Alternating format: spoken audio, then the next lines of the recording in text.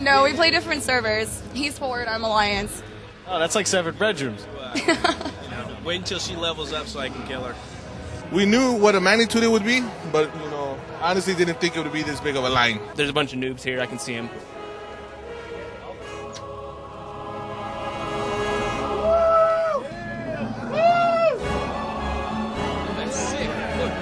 Have your receipts ready. I'll make it go faster. You know, I'm looking forward to the new Alliance race. New levels, new weapons, flying mounts, new professions, new races. I'm looking for World PvP because I hate Horde, so I kill Horde when I see Horde. Lord! I think I'm looking forward to my little pet that I'm going to get when I get the collector's edition. I wanted the pet. If someone doesn't play WoW, what do you say to convince them? I really didn't have to say much. I got him into WoW. I got like 7 of my friends into WoW. My ex-girlfriend, emphasis on the ex. I wouldn't talk to them if they don't play WoW. It feels great. So who's hotter, the Night Elves or the Blood Elves? Oh, the Blood Elves. Blood Elves. Night Elves. Night Elves. I would say that the Night Elves are probably 17.334% hotter than the Blood Elves, repeating, of course. My main is a Tauren Shaman. His name's Thangor. That's what I'm talking about. He's an elemental, so he's really into doing a lot of damage for as much as he can. I have an Orc Hunter, I have a Troll Rogue, and I have an Undead Mage, so I like doing a lot of damage.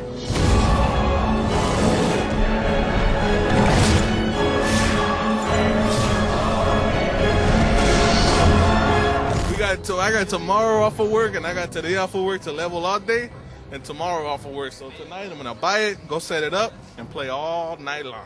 I got to work at 7. I'll probably play right up until I get to work. All night until school in the morning. Yeah, I got the laptop in the car so I can load it on the way, in all honesty.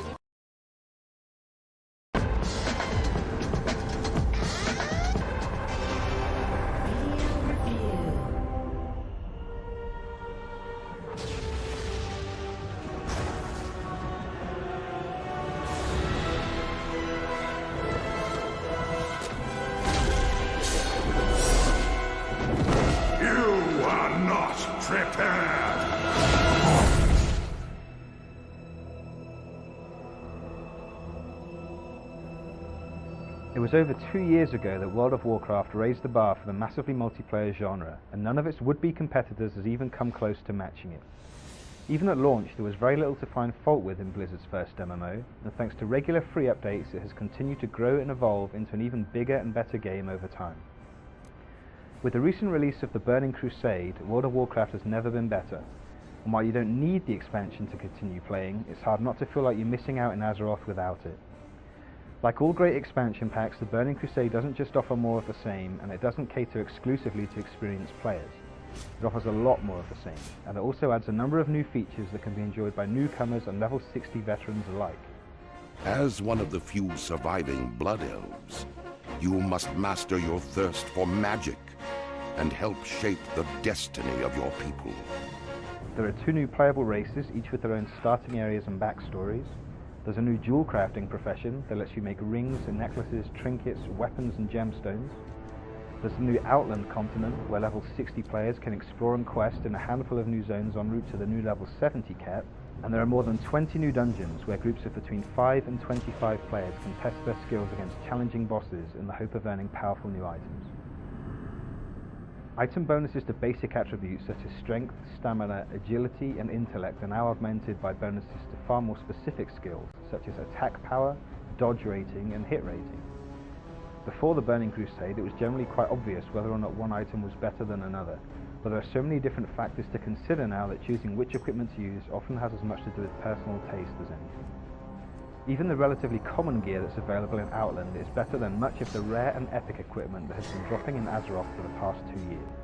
Those of you with complete sets of epic armor will find that it's good enough to get you through most of the new continent's quests and dungeons, but everyone else's stuff becomes obsolete within hours of them stepping through the Dark Portal. The new gear serves to lessen the gap between hardcore dungeon raiders and more casual players, and as a result, the Outlands quests are neither too challenging for relatively experienced players, nor far too easy for those in the minority who can truly claim to have beaten the original game.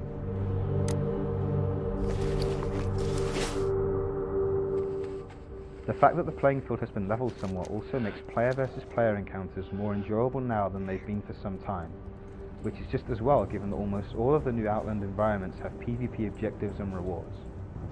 You're free to ignore these world PvP objectives if you wish, but they offer a welcome distraction from the occasionally repetitive nature of questing, and you don't need to devote an awful lot of time to them to enjoy the benefits. Since the quests in Outland pay a lot better than those in Azeroth, you also won't need to invest as much time as you might think in order to buy a flying mount once you hit level 70.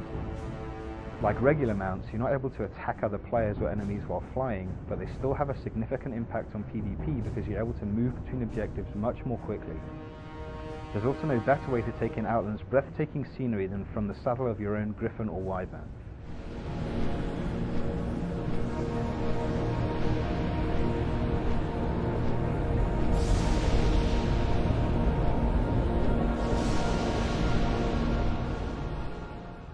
Although still quite beautiful, the original World of Warcraft's visuals are certainly starting to show their age after 2 years. Excellent texture work and lighting belies some quite rudimentary geometry in places, and the Burning Crusade is no different.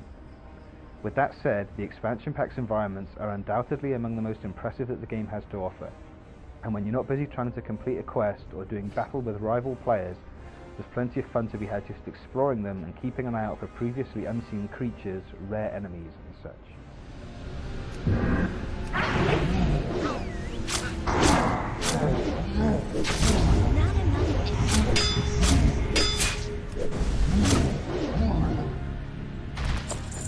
If you've already spent any serious amount of time with World of Warcraft, then you have a pretty good idea of what to expect from its first expansion pack.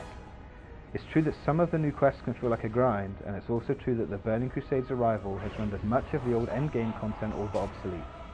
This is a superb example of exactly what an expansion pack for any game should be though, and the gulf between World of Warcraft and the pretenders to its throne is now wider than ever.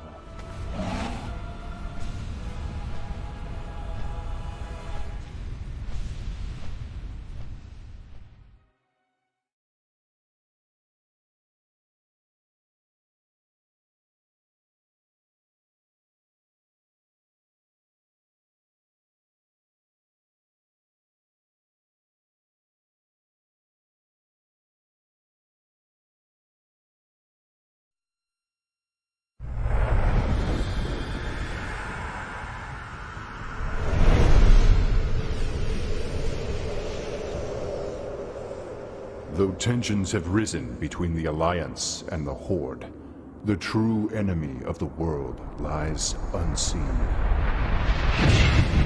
Beyond the dark portal lies a universe of unending conflict, where the shattered realm of Outland has become the battlefield for a dark and murderous crusade. The Burning Legion has returned to claim vengeance, with a host of new terrifying warriors, such as the Wrathguard, Fell Reavers, the Shivan, and Warp Stalkers. While Outland's native denizens, the Ethereals, Nether Dragons, Naru, and the Grond rally countless others to war.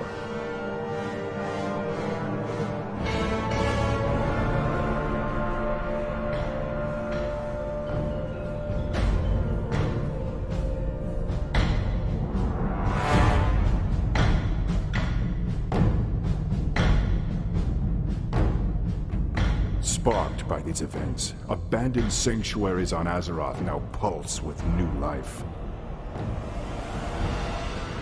Karazhan, the darkened tower of Medivh, bristles with arcane energy and the horrors unleashed by its former master. Its cursed halls now teem with the restless shades of the past.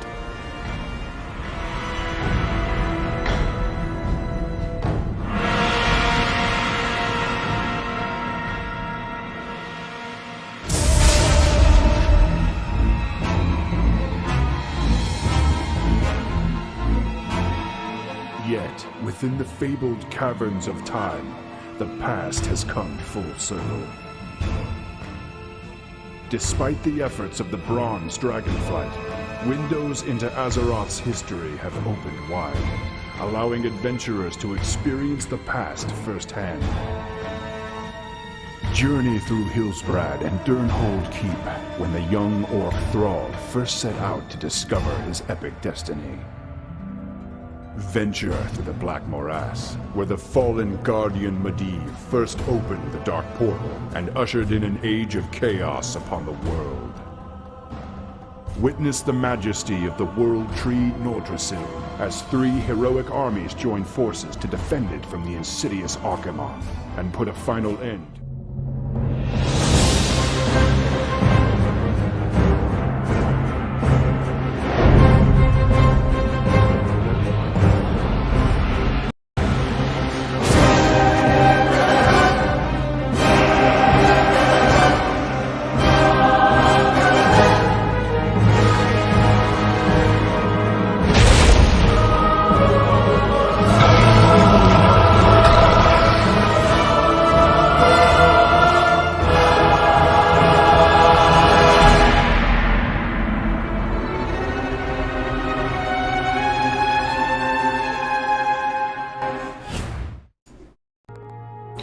Alright, ladies and gentlemen, welcome back to another episode of The Dark Portal. This is your dedicated TBC classic show. My fellow co-host, Crix, is in the building. How we doing, brother? Hi. It's good to see you, looking smiley. Doing great, bro. Doing great, bro. Yeah, it's great to, I love The Dark Portal, man. I love our logo, and I know we don't do it maybe as frequently as we should, but I love being here with you guys talking WoW. All that. We also got 2 guests that are returning. They've done I've done lots of stuff with Ale for sure, right? And Abide, we've done a couple episodes as well. So maybe we can save the intros on him. But yo, it's good to see you guys here. How we doing, Abide? How we doing, Ale? I'm doing good, man. Glad to be here again. Hell yeah. How we doing, Ale? Doing fantastic. Can't complain. Can't complain. Yeah, guys. So the beta is here, man. The beta is out. How crazy is that, man? It just kind of snuck up on us, and we'll be talking about just our thoughts on all of this stuff. Let's see if this works. This transition works. Also, help us out with the volume. Is the music, or is our mics messed up? There's usually a couple things wrong as we get started here. So, welcome to episode 15, ladies and gents. We'll try to keep you entertained for the next couple hours. So yeah, beta came out. It kind of snuck up on us. Oh yeah, just to I'll address that in 1 second. Yeah, so I did not get into beta personally, but all these guys did though, and they've been playing it like crazy. So yeah, they have the first-hand experience. I've been watching a lot of the content too, so we'll just to address that. TBC Classic Beta has launched. So just to hop right into it, boys. There's so much to discuss here. Let's open the floor. How's everyone feeling about it? First impressions? Besides the leveling speed, XP's kind of scuffed right now. I think they said something about like it's on Shadowlands client or something like that. Yeah, it's basically just like the old world things. Like if you went and played retail right now, it's like the experience you would get if you went to Outland, right? Yeah.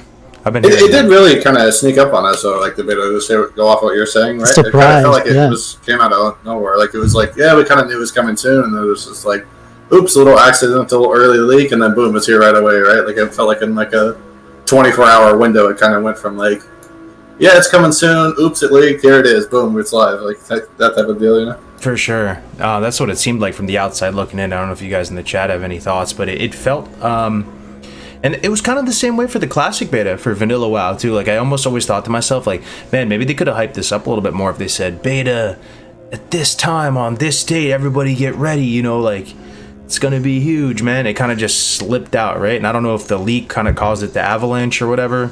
But yeah, we'll talk about that in a second. The strange thing about it, like, is that one of like the community contact said the day before that like no, this isn't it, and then the next day it was out, right?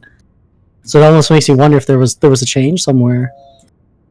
I mean, it wasn't a surprise to me. I've been calling this. It was just a little bit of an accidental like early leak on the part of people being able to see it on the client earlier than they should have. But I'm assuming the release date was the same regardless.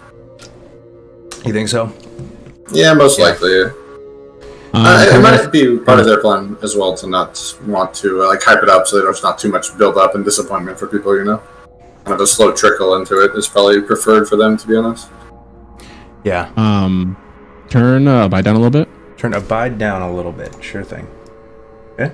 Okay. Should we appreciate that, chat? All right.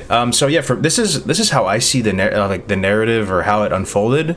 Let me know in the chat too, or if you guys disagree, or maybe you had a different impression. But this is how it like felt from the outside looking in. It was like there was a leaked build or something that people downloaded. I think I might have downloaded that myself, and a bunch of other people did too, right? And like I logged in for a second, and so did a bunch of other people, and then somehow, I guess people weren't supposed to do that, or what else? Like, you know, people were able to download the client early that maybe weren't in the beta, and then they quickly made that build like incompatible or something, right? And then pushed out the real thing, maybe as a solution to rectify the situation, right? And then now we're in beta, so it's possible that this could have been a bit earlier than they. Yeah, it intended. definitely is. I mean, it could have been. I think, regardless, they made an oopsie no matter what, right? So. Yeah. Yeah, for sure. But all right. What do you guys think? First impressions. How about let's start with Big Ale, dude, chieftain of the Ale Nation. What are your first thoughts logging into the beta, man? And you were in the classic one too, right, for vanilla? So. I was. It seems a little bit rougher than the other one, to be honest. A little bit less polished, I think.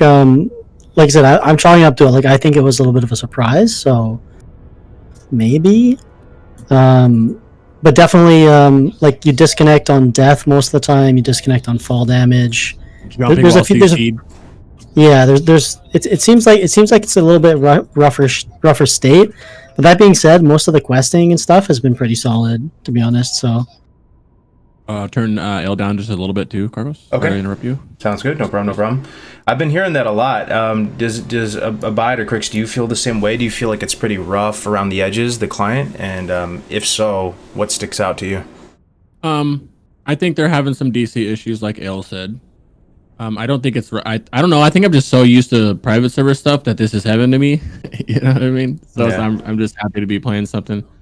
I mean, Warlock. I don't know. I guess I see your guys' DC bugs, but other than that, I'm a Warlock, right? And like with all the issues that Warlock pets have on private servers, I don't have any right now, and it's amazing. I love it. Like being able to see the difference of how the game, the client, the spell casting, the animations, your pet charging, everything compared to private servers is blowing my mind. I love it. I just absolutely love it. I'm having a blast.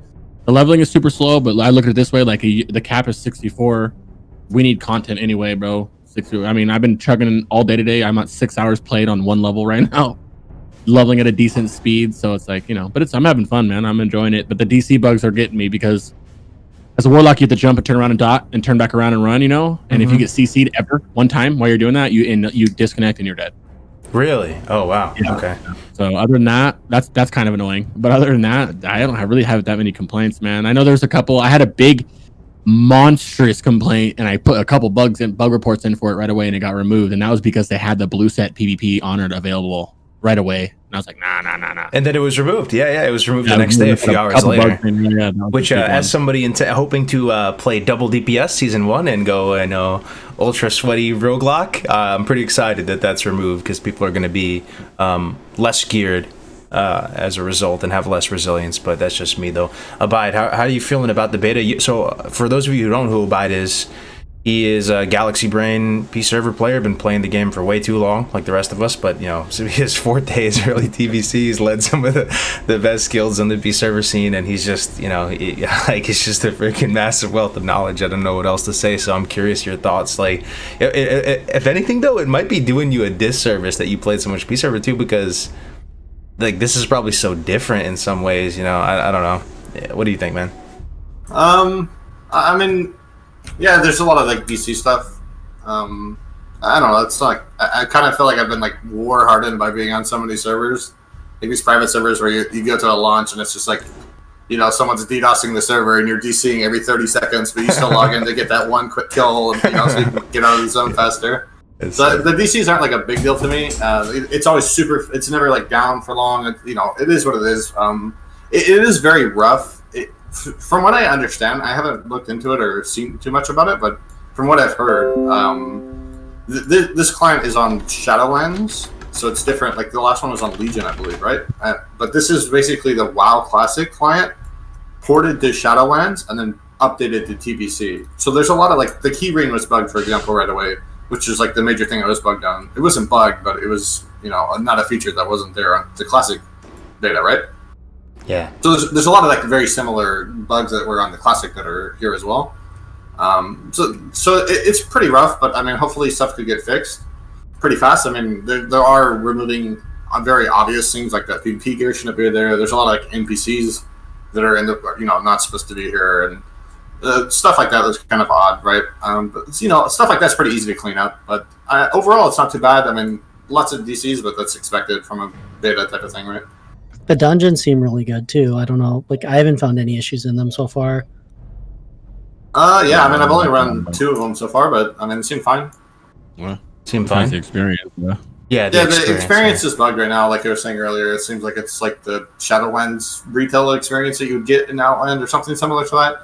Like it's only for mobs. The quests are fine, but the mobs are bugged. Like you get like less than half of what you should or something. And here's a potential hot take or whatever you want to call it. Like you were mentioning some NPCs maybe shouldn't be here, some should. Like, we are now living in the world, folks, of some changes. Even if we were in that no changes world, though, like with Classic, Blizzard still had some flexibility in some gray areas in terms of when things came out, and they could do things and kind of create their own little proprietary blend.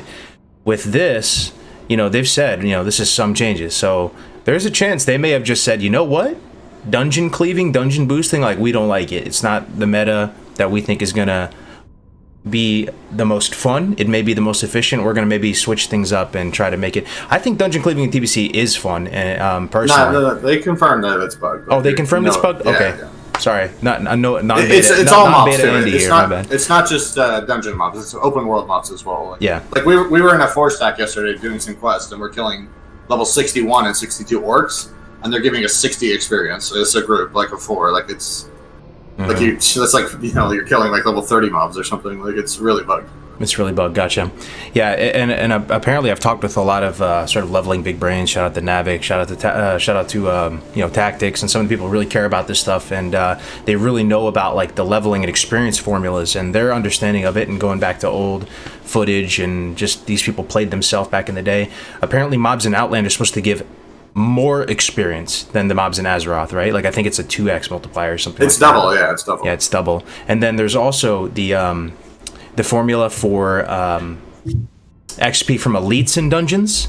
Classic had like a 2.5x multiplier, right? And then Peace servers always had like a 2x one, so people always made that comparison. And it just looks like the TLDR is experience from mobs is low, right? Very low. So people are leveling slowly. Gotcha. I will say, like, we have Ozzy God pulled up here, watching him play that sword from Ramparts. I guess it's a polearm, right? But the game, looking at it, it looks buttery smooth. It looks visually definitely. Like, yeah. I still love every time I charge. It's like so, like just at least coming from like the private server stuff.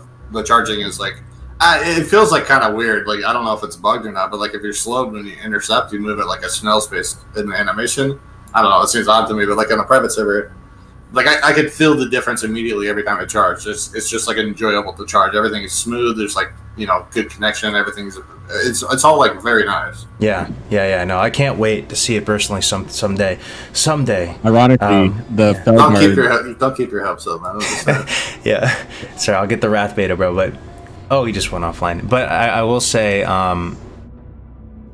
Sorry, Greg, were you going to say something, man? I was going to say, just to piggyback off that charging thing, the Felguard charge is beautiful, too. You feel a difference. You see the difference. It really feels like you can just connect right away, right? Like, Yep. I mean, I think there are some parts of Outland that look like really like beautiful, man. Like really inspired per certain dungeons and stuff. And like oftentimes you'd see them in that kind of like really rough around the edges P server client that... I was just like really looking forward to seeing them in the real thing. Like they may look really polished. You know how they gave Classic like the little Blizzard once over with water and stuff like that too. Like I wonder if they did that with any of the art assets. I feel like you guys have played the game so long. Maybe you've noticed something, or does everything visually look the same so far? No. Actually, it feels like almost kind of darker. And you can see, I see more shadows all the time. It's prettier too. Like even like the login screen, you can see like the shadows of the skin when you do skin colors and stuff. The shadows are bugged on the character screen. They confirmed that. Oh, there you go. Okay. But the shadows are definitely a big difference for sure. Like you could tell that right away. Like, the mobs have a lot of different shadows. You can see it. Like one of the things you could see is when you're doing ramparts and you do the last boss with the dragon, you can see his shadow like on the ground in hellfire beneath you, right? Like the shadows are like a huge difference for sure. Overall, the lighting seems like it's darker. I think it's just a character selection screen, but it's definitely got like different, particle effects and stuff like that. So it's definitely a lot better looking. Yeah, but it's still very similar though. It's not like it's like a huge difference. It's not like everything's like, whoa, this is a whole new game. It's still very similar, but it's just a little bit, finesse on the edges. Yeah, they just give it a little once over. Sorry, go ahead. Yeah, it's like the same quality, kind of like as classic, but like you said, the darkness. There's a little bit of darkness in some of the models and things like that, which is a bit different. But I think that'll be cleaned up as well. Gotcha. So, just like for those of you who might be out of the loop too, maybe we can just give them the high level overview of the beta so far. If you have access to the beta, you'll see it in your launcher. You go click, down at the bottom left where it would say World of Warcraft Classic, and then above it there would say Burning Crusade Classic Beta. So if you've been out of the loop, you might want to check your account and see if you have it. And if you haven't opted in, you can still opt in on the site. And if you go to the site right now, first of all, it looks beautiful. I love the WoW Classic section right now with the moving Illidan and stuff. It looks phenomenal. But you can still opt in. So I guess what that entails is they're gonna do multiple waves of invites, and they may really like open things up massively in the coming days and weeks. So fingers crossed. So how's the beta going so far? Let's see. There's Wave 1. Do you guys feel like it's a really small amount of people playing right now, or what? Do you guys have a sense of the scale of how many people are logged in? I think it's either tiny or super layered. I think it's a little bit of both. Like it's small and it's got. I would, if I had to guess, I would say like 3 or 4 layers at the most. Yeah, that's what I would say. I mean, probably around 2 or 3. Pending the Who works and does show everybody. There was less than 50 people on today for most of the morning. So I would imagine this one, this invite is probably like 500 or less. It's pretty small. Yeah, I've not seen anybody all day today. Sure, like how what the /who is showing. I'm not sure if it's showing how on your little layer only or what, because there's like sometimes there's like this guy's level 64 in this zone, and you /who and you can't find him, right?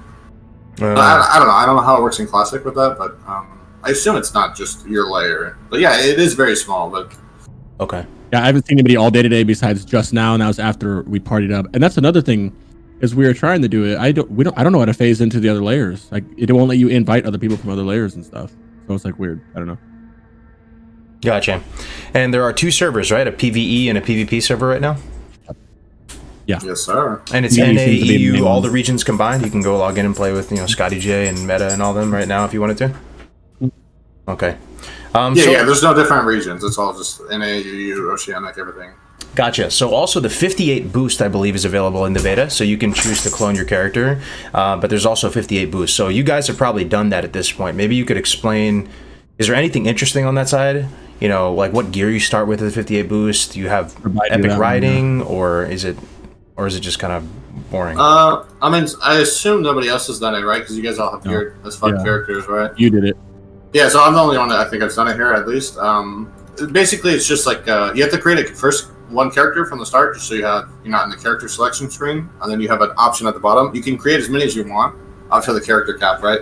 So it's not just a one-time only on the beta, but it's just like a little thing. Create a template character, and you just you create it, you choose a race, class, all that stuff, and then you spawn in.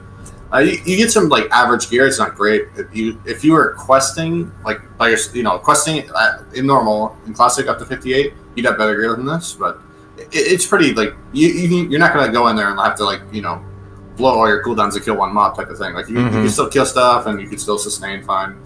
Do you happen to know do they give you all the flight paths in the old world? Do you spawn with any gold? How do your bags look? So you get 25 gold and you get 4 runecloth bags. Okay. But I don't know. The gold is kind of a big deal. Like you hit 60, you can't afford epic now. But luckily I've gotten some gold from some people. But yeah, I mean the gold is biggest issue so far, and there are some other problems as well. Like you don't get first aid, which is like something it should have, right? Like you play a warrior, you know how first aid, you kind of Yeah, just, hate your life, you know. Pretty much, man. But yeah, there's some issues with it. I assume some things that they're going to improve over time, and it should be fine. I mean, it's pretty good. It's pretty good. Like, I've messed around earlier today with the Paladin. It was pretty fun. I've gotten through like half of Hellfire. It's pretty fun to just check a character out and see how it goes. Just kind of get that experience as well of like, if you are like a fresh character or something going in there. Gotcha. So the other thing people have been talking about, and people have been asking our thoughts on it, is this Warp Stalker mount. You know, I guess people have data mined this. I don't know if people know with 100% certainty it's going into TBC for sure, but you know, some people are a bit upset by that.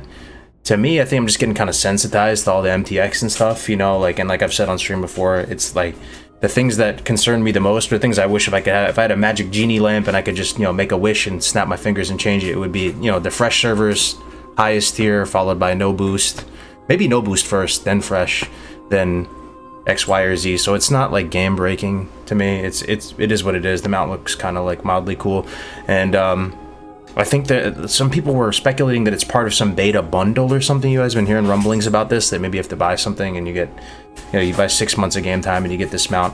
Just throwing it out there. You can, you know, Google it maybe and see it, how it looks. It looks like a Warp Stalker right outside of Terracar with like a saddle on it, you know, so. Yeah, the crazy. What's up, man? Oh, the crazy thing with it is that the retail crowd is actually upset because there's no Warp Stalker mount in retail. Oh, so really? like they want it, and like the classic community is kind of like really mixed on it, or like doesn't want it at all. Mm-hmm. So it's kind of funny. Like, kind of nobody's happy. I don't know. I haven't really heard many people who are excited about it. But as for now, like, nobody knows what it's for. Like, we're all just hoping it's not a store mount. Yeah. I assume it's for retail though, right? Like, I mean, I would hope so. Like, oh, you think so? Yeah. No, it's got classic polygon level. It's actually, and it's true. mined That's from the wild, TBC. yeah. It's mined from that client. So. I mean, I assume it's going to be like you're saying. Like, that's how they do most of their mounts, right? It's like if you buy 6 months at game time, you get a mount as well. So I assume it's going to be some bundle like that. So funny enough, it kind of matters what the mount looks like a little bit to me. I'm not gonna lie. Like, imagine if it was the squeaker mount, right, chat? Like, or what would it be, like a like a fairy dragon pony or something that has like a behind you. A what? Sorry. Warp Stalkers are those things that are invisible that port behind you, right? Yeah. Warp Stalker, yeah. Imagine it was something that looked totally out of place in Outland, right? Like it was a giant rat, or like just some kind of like pig, or something that looked totally out of place. That kind of matters. Like, I feel like people would be more upset. Like, it's a Warp Stalker, you're just like, alright, kind of like fits in Outland. I don't know. But, yeah, there's that, man. I mean, could have more microtransaction type things, but anyway, just throwing it out there, guys. We don't have to. It's not that serious at the end of the day. A little Warp Stalker mount. We are living in that world. We all know you're the first person buying a cargos. Come on, let's be real. Yo, here's the thing, though. Here's the thing. So beside it having some kind of like functional vanity aspect to it, like, you know, in terms of being a cool, unique skin, it is another thing that is almost akin to the boost, though, in a sense. Okay, hear me out. Don't call me crazy. Feel free to call me crazy. Whatever you want to do, but mounts cost money, right? So if you bought this on a boost, like, you're getting a free mount too, right? So it's also like another tiny iota of pay to win too, right? Because how much is a mount? Like 100 gold or something? They did reduce the riding cost in TBC, so I think it's like 540 gold. Yeah, that's on the beta as well right now, like the reduced cost. It's 540 for the training and then 90 for the mount. 90. Yeah, so get a 90 gold mount. Well, you don't get the epic. You only get the 60%er, so. Yeah, but it's 90 gold for this. Is, I'm assuming, 100% mount. So you kind of get like a. To address this in the chat, I never said first aid isn't on the PTR. I said the characters you create with the template don't have first aid. And if you train first aid, you get level 1 first aid, but you can make rune cloth bandages, but they require level 200 to use. So it's basically like you don't have first aid. Yo, somebody said the mount swims too. I don't know what that means. I think all the modern mounts kind of have a swimming animation, but that might. I don't think they're gonna have a swimming in TBC, mount. You get dismounted if going to Yeah, I'm saying the retail mounts. The retail mounts have that's why I don't know. Like I assume it's gonna be. I think it'd be really bold for them to just like drop a TBC store mount. Like that would that be crossing the line though? If you could buy that's just pulling the dick out right away, dude, and just flopping it down. Like oh god, yeah, there'd be riots in the street. Don't do that, Blizz. If you're listening, bro, don't make some swimming mount, man. Everybody, and then everyone like has to buy it because you're just I mean, I assume that I don't know. I assume obviously if it's like is some sort of swimming animation in PVC, it would just be at your normal character speed, but you just want to get dismounted. There is actually the turtle mount, which doesn't dismount you, but it's like it's at character speed, right? Like whatever your normal and that's swim speed is. So. Somebody messaged me this one time and he said the only microtransactions that are acceptable in TBC are the Burning Crusade card game reward things, you know? And I thought about it for a second, right? I thought about it, and at first I was like, this guy's one of those batshit crazy people. Like, he's just literally like... And then I thought about it for a second, and I was like, a small part of me, chat, I'm not gonna lie, was kind of like, yo, that kind of sounds kind of cool. But that was a small part of me, don't worry. You know, because I always did want that... what did I want? You want the Soul Trader, so you never have to go back to town. That's what I want. Put that That's the number one, bro. The turtle, they had a chicken mount too and stuff. Remember? Was the chicken on TBC? I don't remember. I think it was. Yeah, like the Swifter Spike, the Tigers, and then the Love Rocket, I think, as well. Yeah. But okay. That's pretty much it. So for as far as just recapping the overall overview of the launch, now we're going to get into some of the hard-hitting things, chat. I hope you guys are excited. We're going to try to talk about all the interesting things that we have as a collective, have observed in the beta so far. All the burning questions in your mind, there's a lot of tentative answers to these questions. So, made a small list here. It's a couple slides, and we're going to add more together as we go. But I'll just kick it off with XP rates and Outlands are strange right now. They're possibly nerfed, they're possibly bugged, as we already mentioned. The other thing, reduced spell batching is implemented. And I'm curious if you have... what it feels like in practice, guys. Like, is it the type of thing where... is there ever any, like, double polys or, you know, double gouges and stuff like that? Or with it... because they reduced it from 400 milliseconds, which is almost half a second, down to 10 milliseconds. So it's... almost non-existent. Yeah. What do you notice about this change, if anything at all?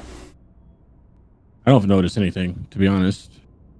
Yeah, I mean, I haven't played Classic, so I have leveled a little bit, and I've seen the videos, and it's like that system is so terrible. Like, I can't believe it took them so long to get rid of that. That's like actually just intentionally like shooting your own foot off. I don't know why that system is in place at all. I mean, it feels really good. It feels like you're playing an actual, game in the year 2021, right? Like you don't lag when you click a button to do something and that the ability goes off. Like you don't sit there and wait for half a second for it to go off. The only thing I don't know if it's just a bug or if it's related to the batching system is like if you spam stances as a warrior, like you see like different action bars for different stances. Like if you just spam your buttons back to back. I don't know if that's a batching thing or just some other type of bug, but I mean that's the only thing that's like I've seen that's bad. That's maybe related to batching. Everything else is fine. It seems really smooth. It's like there's no lag, there's no delay on your abilities or anything like that. I haven't seen any of the PvP stuff in regards to like sheeps or gouges or anything like that, but yeah, I mean, it seems really good. Yeah, it's, like you're actually able to like land pummels and interrupts. It feels so good. Like I've kind of been trained in Classic to not cast pummel like at the end of a cast, but on the beta, it's like right at the end, man. You can always snag him. It feels great. Feels great. Interesting. Yeah, I was watching a video by Frostadama. Shout out to him. He's a great guy. Love Frost. He made a video today talking about his thoughts on the beta, and he just said everything feels snappy. It feels responsive. You open up a trade window, bam, there it is. There's no delay on anything. It feels, and that adds to that feeling of like a kind of a buttery, smooth, polished game kind of look and feel. But I guess a part of me is just curious is if do you ever get those batching interactions ever? Because they technically still exist at 10 milliseconds. I guess they would just be... It's just a smaller window of time, right? Like it'll happen for sure at some point. Like it's just much less likely to happen. Yep. So yeah, it's in place, boys. If people have been wondering about it, when are they going to do the spell batching? It was on the PTR for a while. It is in the TBC Classic Beta, the reduced spell batching. Okay, moving on. Mounts are level 30. People were wondering, is this going to happen? This is something that, like, in retail, like real TBC, was implemented right at the very end, towards the very back end of TBC before Wrath.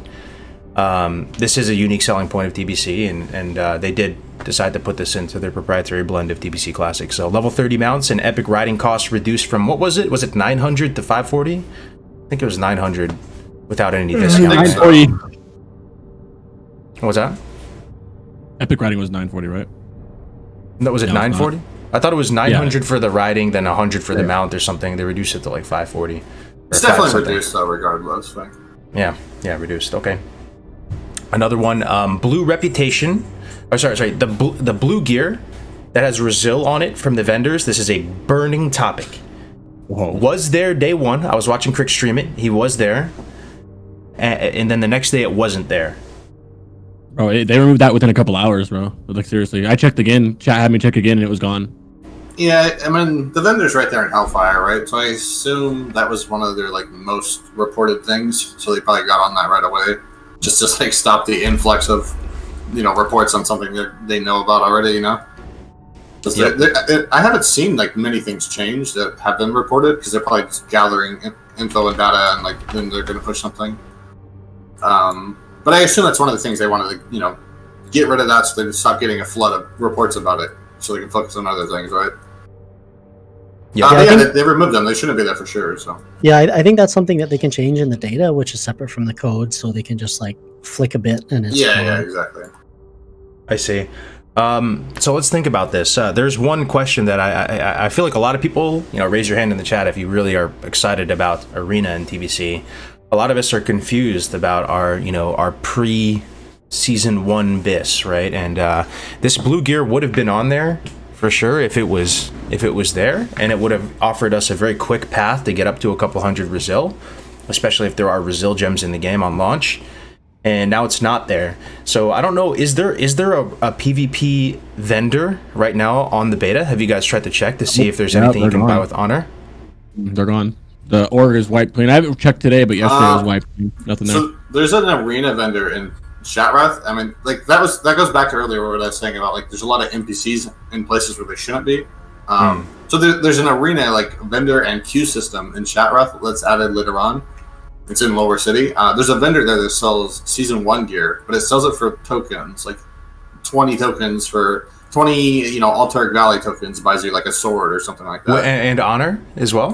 No. It's strictly, it doesn't show Honor because the Honor system isn't updated yet, I'm pretty sure. So it only shows the tokens only. Which is, I mean, that's all incorrect. Like the Honor, like you can't press H and look at your Honor because the Honor system isn't in place for the way it should be in TBC.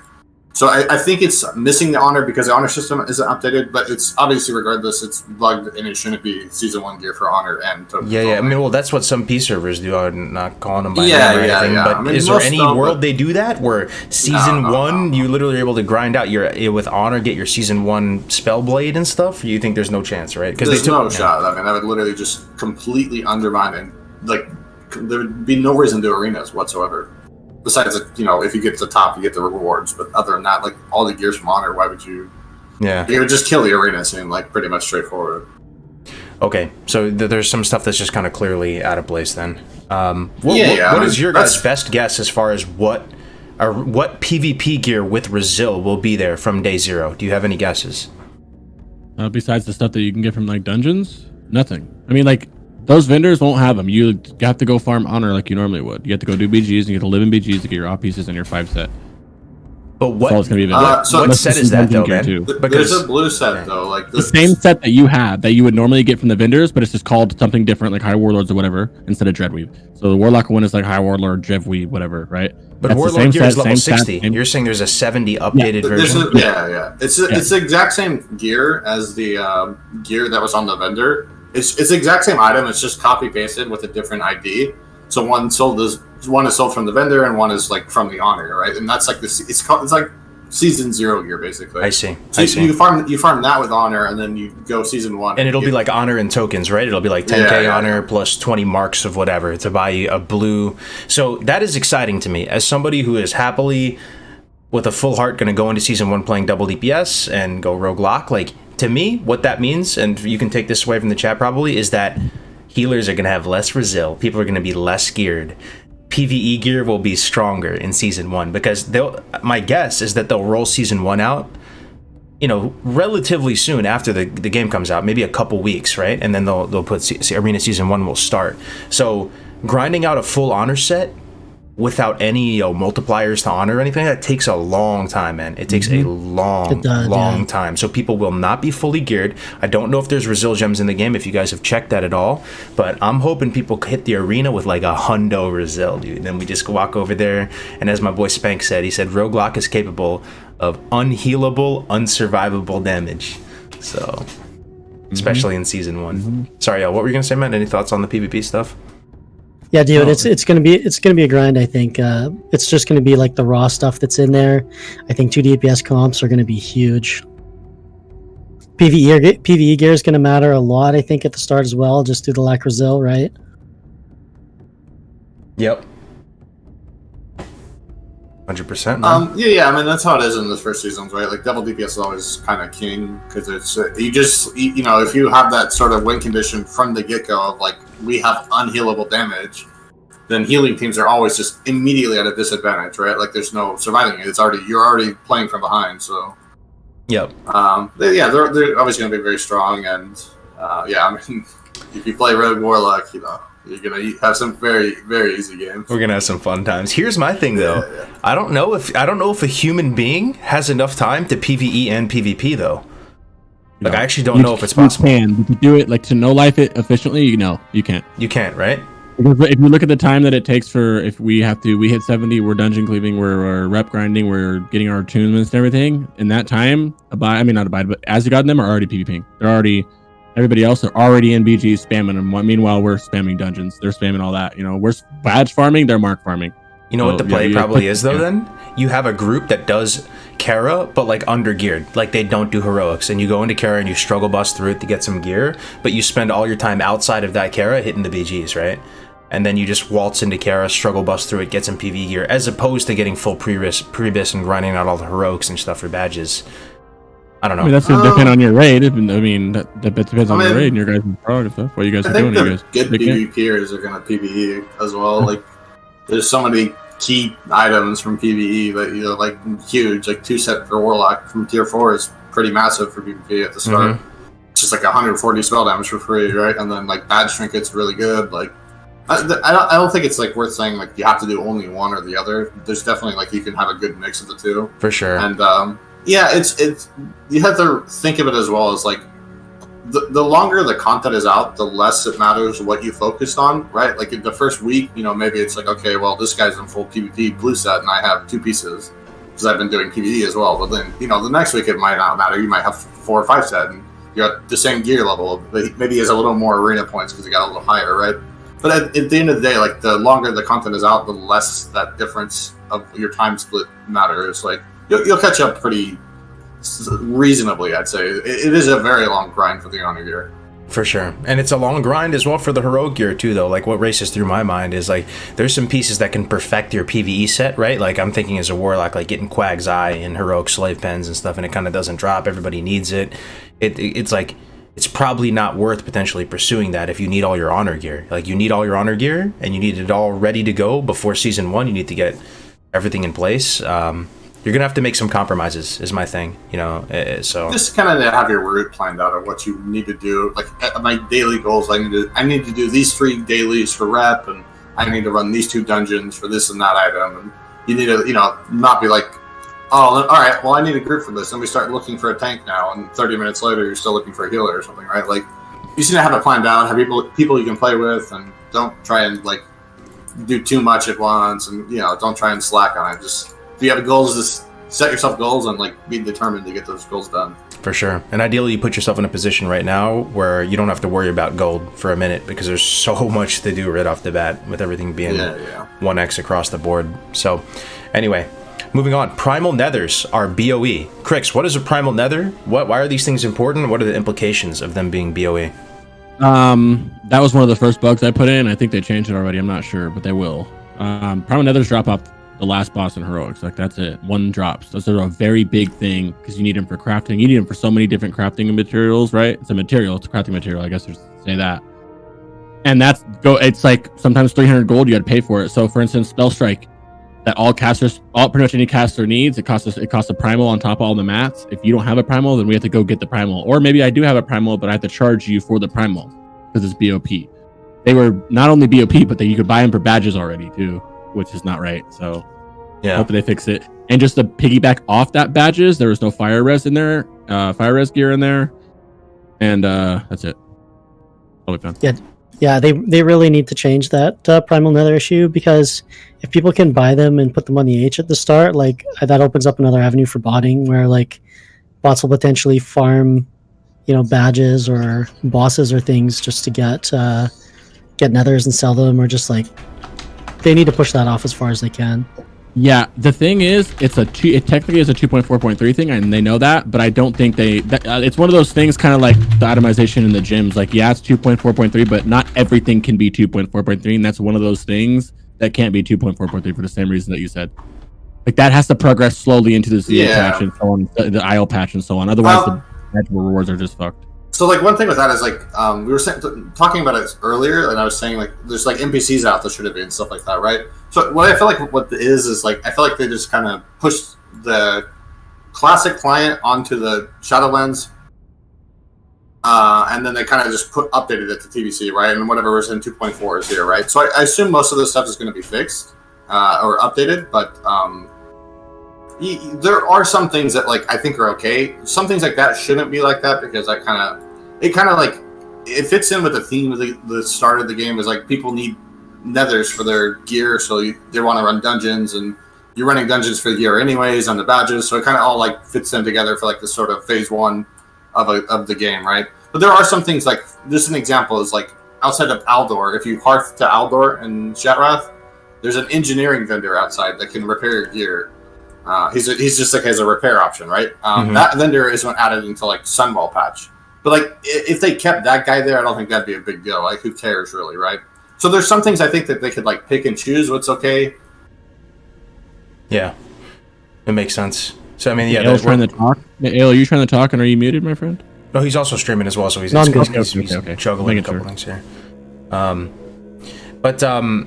So Primal Nethers, just to go back to that for a second, them being being BOE, how do you feel about that, chat? I mean, to me, I mean, it's not like the end of the world. Like, I feel like these things get very quickly devalued. Like 2 weeks in, they're probably worth like a gold. Like, I don't know if they're...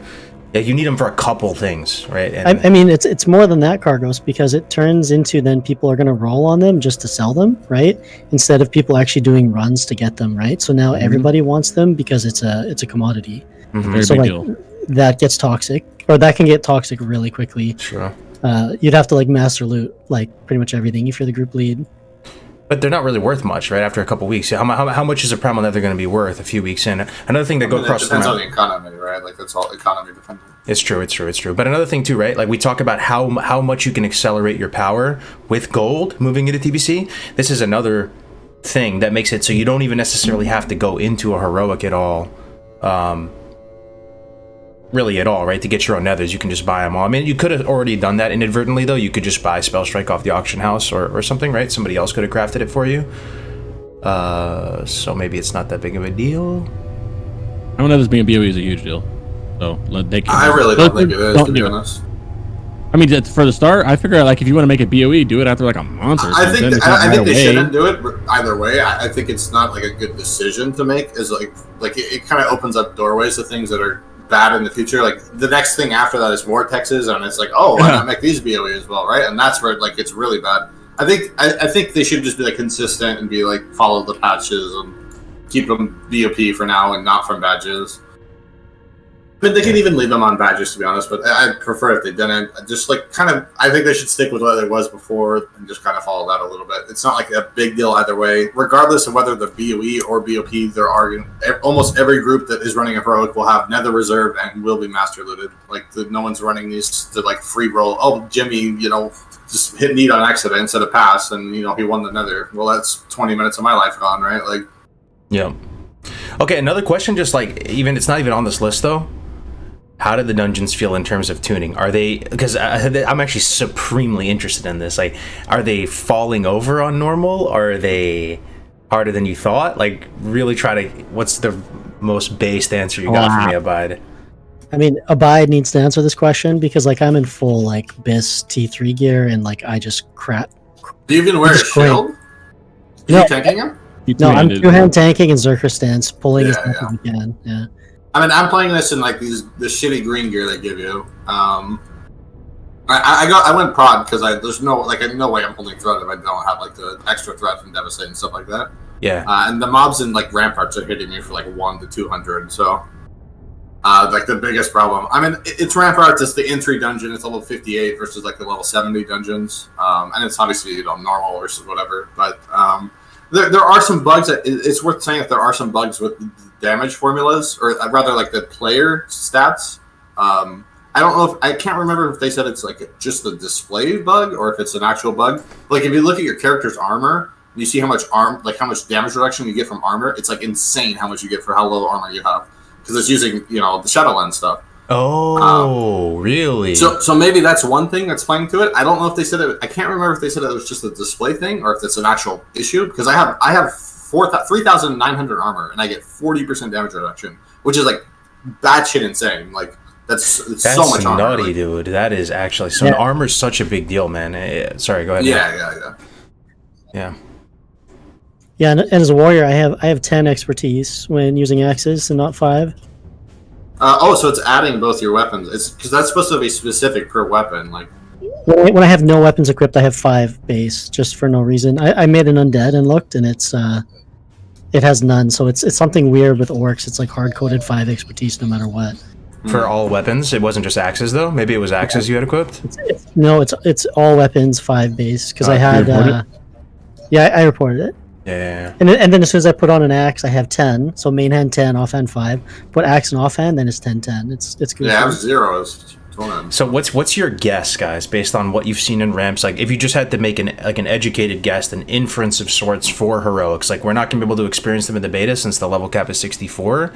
If you had to guess based on the pacing of content so far, do you think they're gonna fall over, or? Yeah. I mean, the normals definitely. Normals are just meant to be like an entry thing to get you some gear, right? Like you can't really have normals difficult, right? Or there's no way to gear up. Like that's the very entry step, right? Yeah, but you have a comparable, right? You just have a comparable towards past servers you played on and stuff. I'm just curious. I know there's. I mean, most fast servers don't really buff normals, especially like the low level ones, like ramparts and stuff like that. I'd say it's a little bit less than I expect, but I'm not sure if that's just because it's not tuned up properly.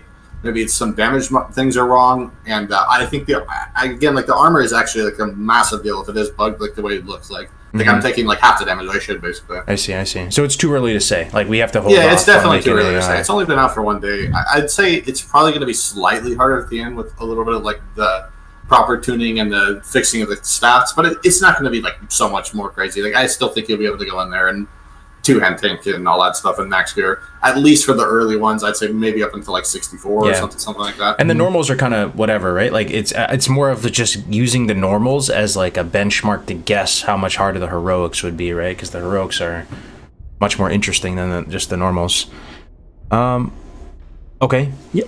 Sorry, like if I remember correctly from original, there was a few that were like really tough to do, and then the rest were like pretty easy. Like once you got like a little bit of gear. Yeah. There's always the ones where like everyone does like slave pens every day, for example, right? Because it's just like strictly the easiest one. You could skip most of the trash. The bosses are pretty straightforward. There's tons of skips.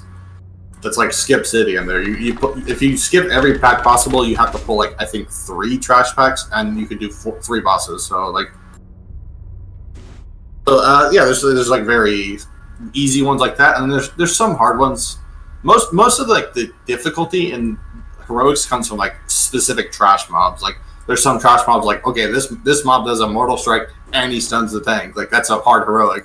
But you can always counter any hard heroic with like almost every hard heroic that's quote unquote hard is like you bring a mage and a sheep to one hard mob and then it's a joke. Like you just run through it. Yeah.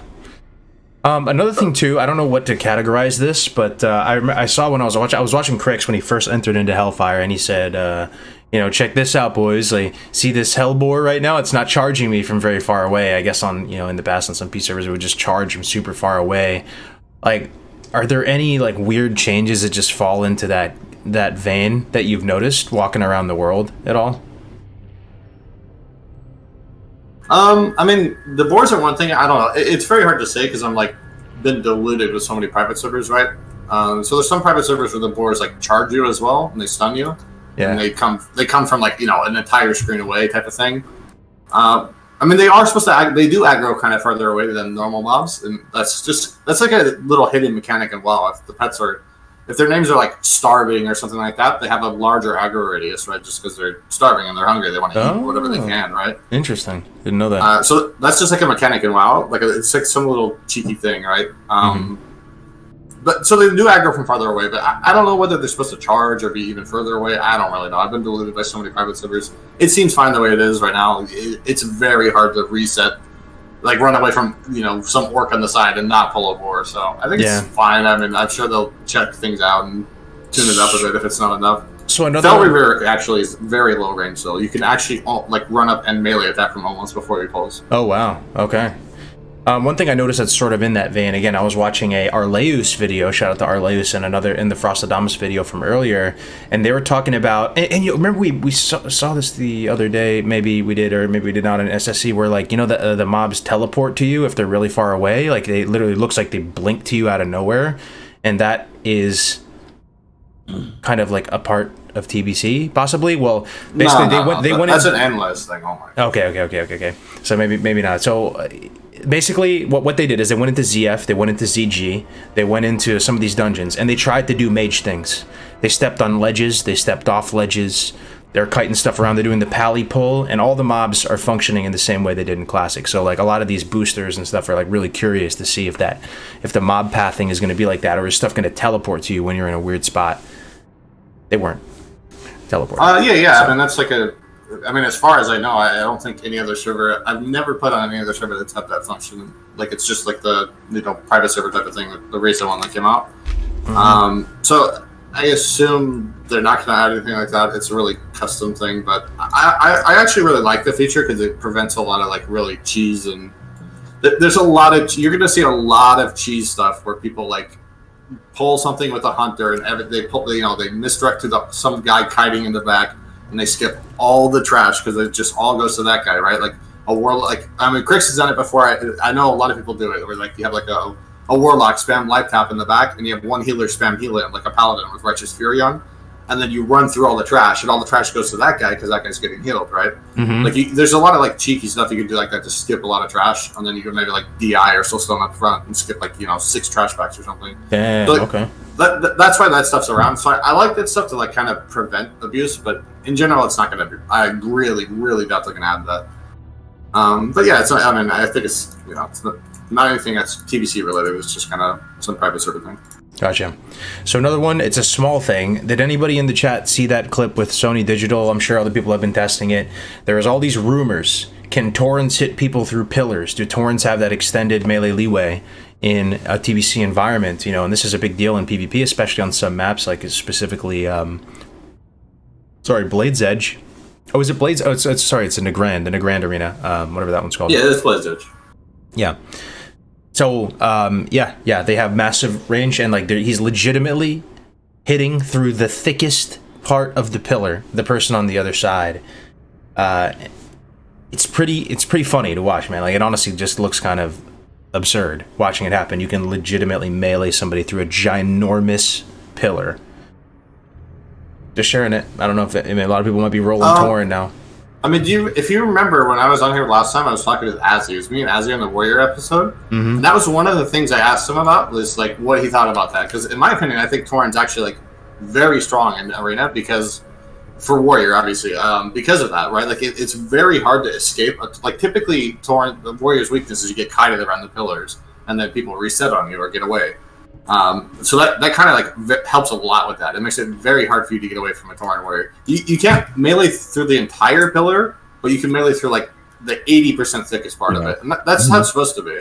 But yeah, that's just like a TBC thing. Like it's like the Warriors have higher hitbox, so they can hit further away. And then the person they were hitting as well was a Tauren. It's worth saying, right? Right. That So, won't always be the case. You can't always hit them that far away, but it's pretty similar. because with 2 Taurens, it might be almost 4 yards extra with 2 Taurens, something like that. That's nasty. It's really like Tauren's very strong because of that. It makes it actually like very viable in arenas. It makes you go. There's some people saying that that's what they would go, man. Is Tauren if they could. So another one is engineering goggles. This is another one I was hyper fascinated about. Engineering goggles, unless they've changed it, not in the game and launch. That's a big deal, man. What are your guys' thoughts on that? Aren't they usually out at 2.1? Not Yeah, it's 2.1. It's supposed to be. Yeah, that's normal, man. I like it. You like it? No goggles. That's normal. 2.1 version 2 comes out in 2.1. Big PvP Yeah, some people were hoping applications. for them, but Yeah. I mean, the thing with it is, like, I think it's still too early to say, to be honest. Like, I think a lot of the profession stuff hasn't been done. Like, for example, like, you can't even level mining, as far as I know, and like herbalism, because the nodes. Maybe you can herbalism, but mining you couldn't, at least at the start, because fel iron would go gray at level 320, and like you need 350 to do adamantite. So you're just gonna get there, basically, right? So the profession stuff, I don't know. I don't think, obviously nothing's set in stone, right? But I assume there's some leeway there. But yeah, if they're gonna follow like a strict path, then yeah, there shouldn't be any. So NG goggles though, if they do come out 2.1, what is 2.1? Is 2.1 SSC and TK and all It's that? So basically Black phase 2, or is that so? That's phase 3 Black Temple. Yeah. I would assume that they. So the thing is, like, I would assume they do phase 2. I would assume if they delay them. So they have no time to shine in the sun, right? Like they are decent in, if they came out right at the very start, they would be decent enough to use and slot in PvP for that increased stealth detection. Yeah. I still don't think you're using it in PvE, right? They're really good goggles. They're meta's a meta. You wouldn't for most classes in PvE. You would on some, but not casters, not like warriors use them.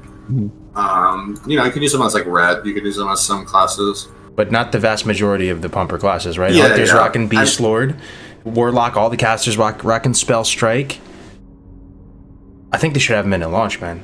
I don't know. I mean, I think it's one of those things that's like, I hope they are like actually approaching things case by case and not just like blanketing everything.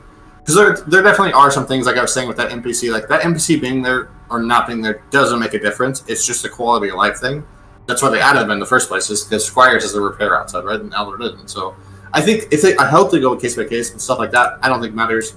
And the goggles is one thing. It's like, if they strictly stick to the timeline, it will come out in phase 3 with Black Temple. And the goggles, the first goggles are already like somewhat equivalent with tier 5. Some classes they're better, some they're worse. So like if you keep them until tier 6, they're basically going to be irrelevant for almost every class. Yep. So I would assume if they do some middle ground, they would come out in phase 2 with tier 5.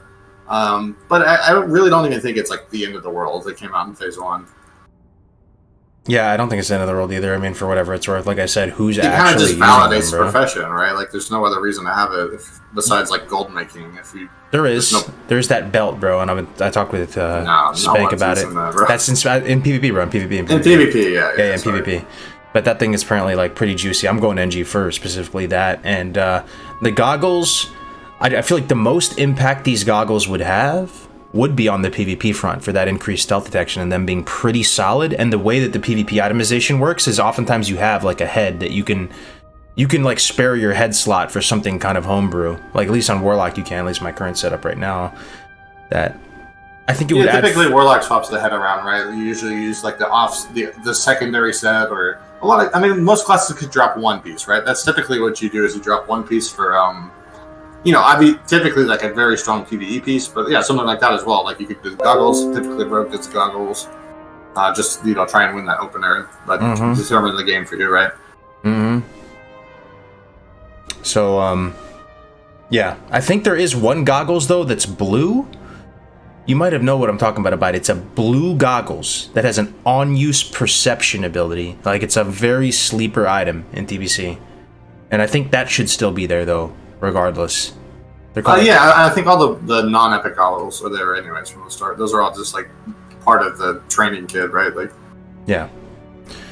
Okay, So no goggles. Next thing is heroic keys, boys, are revered. How do you feel about this, Crix and Ale? You guys think it's a good call? It's revered? Of course. Yeah, man, absolutely. Yeah. Honor's too easy. Like, there's got to be a bit of a grind to get into it. Yep. I think everybody's on the same page there. Just slows the content down a bit, and it does. I mean, getting to the difference between getting honored and revered is a lot of dungeons. I mean, how many, if you had to guess, would get you revered? 20 runs or something? You From honored to revered? No, just in terms of like. Oh yeah, from 0 to revered, you mean, right? Yeah. Yeah, probably roughly 20, a little bit more, man. Yeah. So that's good news, man. That's good news. It's revered. I think there's one thing that's worth saying is I think Rep. Maybe I'm mistaken, but I think Rep is kind of bugged right now. I'm not sure. Maybe not. Maybe I'm just mistaken from private servers. But some of the mobs give like 2 or 3 Rep, and I feel like that's kind of weird. In the dungeons, obviously, but I don't know. It seems a little bit off. But maybe it's correct. And I'm just so deluded from private servers, right? Yeah. Okay, so drums. I don't even know. Do we even Dutch drums? Like, this is a weird one, guys. Dude, got it, man. It's Yeah. a deep dive, Cargo. It's not a fucking skid on the surface, man. What the hell do we even say about it? It's so bizarre what's happening. I don't know if it's good or if it's bad. If they maybe just like forgot to update it a little bit. Okay, Crix looks like It's just getting some unfinished. about it. Yeah, unfinished. Go ahead, Crix. Explain. So right now, there's 2 kinds of drums now. There's the main drum. Well, there's already a bunch of drums. So talk about the drums, the haste drums. Now those 80 haste drums are 8-yard range, and you only need to be 350 to use it. And then they installed something called a greater drum that is you need to be 375 to use it, and it's a 40-yard range for the same amount of haste. That's the change that they have so far decided to make, which, I mean, Abide will speak on it more, but I don't think that's a good change at all. That's just going to make, like, that doesn't make me make my raiders not have drums. Me and Abide are going to make everybody have drums now, but now you got to be 375 so you can get in range. It's more sweat. You know what I mean? It makes the situation worse, right? Like, Yeah. so that's why I'm like not too worried about the profession stuff right now, because it's still very early on, and obviously none of this is finalized.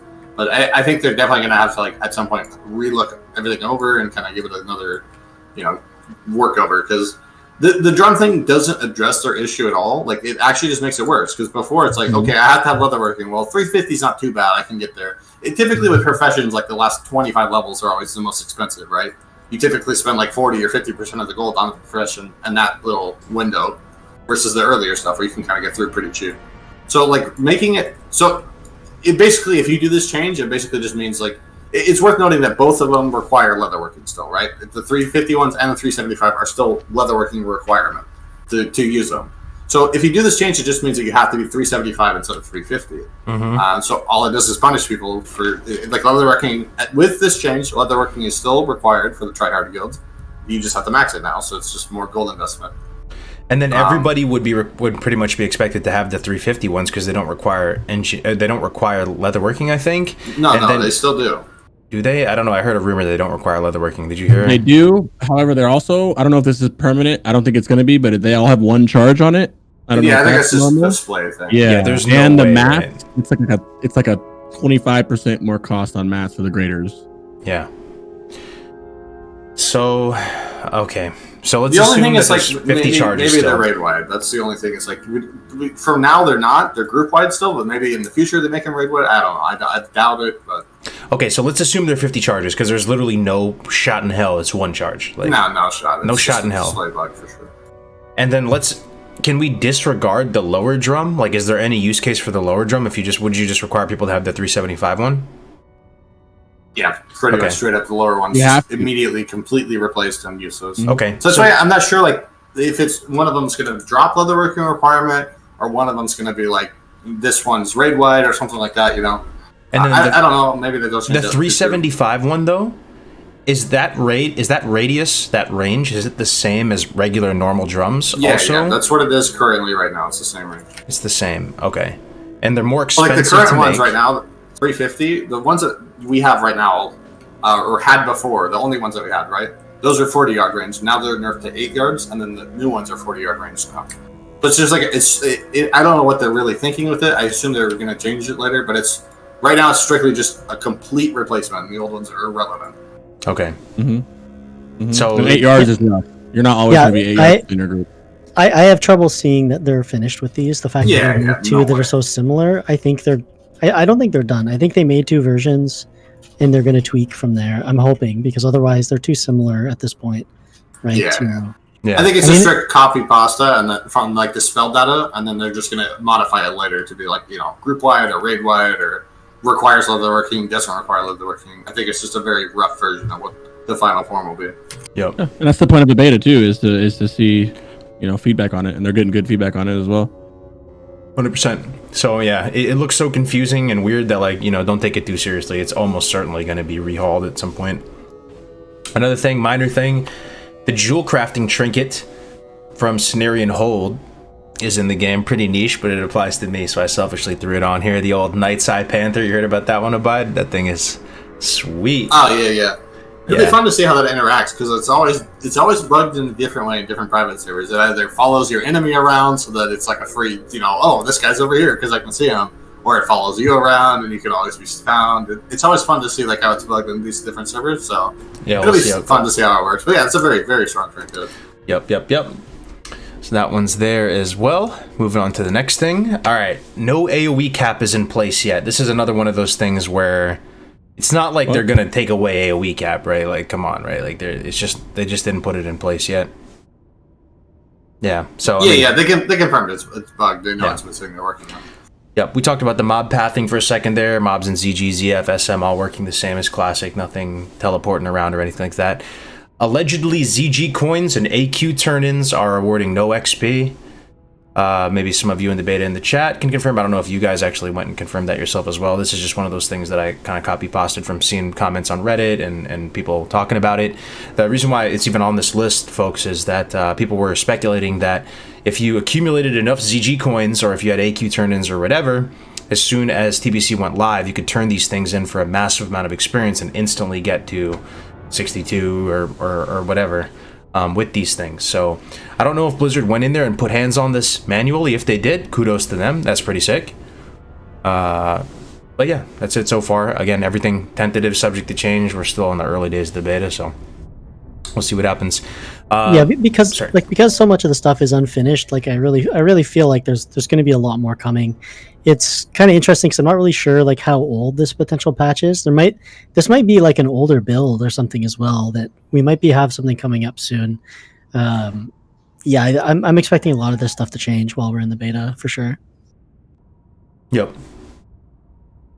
So another one is people were really curious to see if spells in general had their spell power coefficients manually changed up for TBC. One of the main ones is Consecration.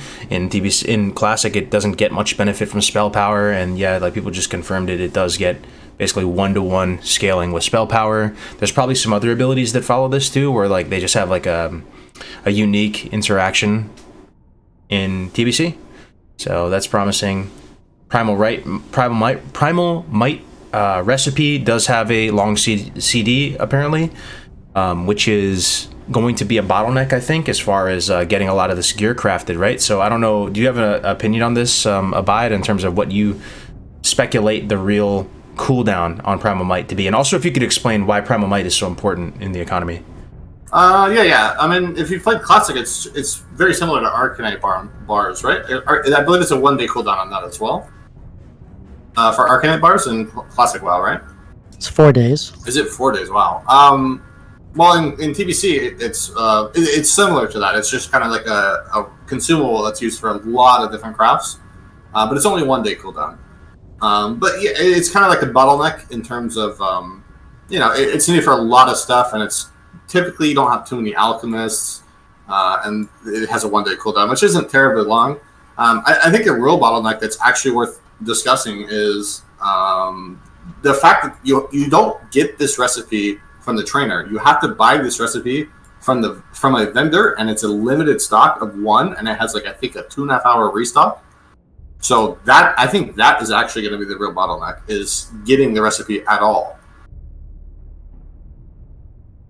What are we talking about? To step back down? Primal Lights, it looks like. Yeah, the Primal. Yes, 2.5 hour is kind of short though. So 2.5 hour is. People were thinking it might be 8 hours or 24 hours or something. If it's 2.5, that's not too bad.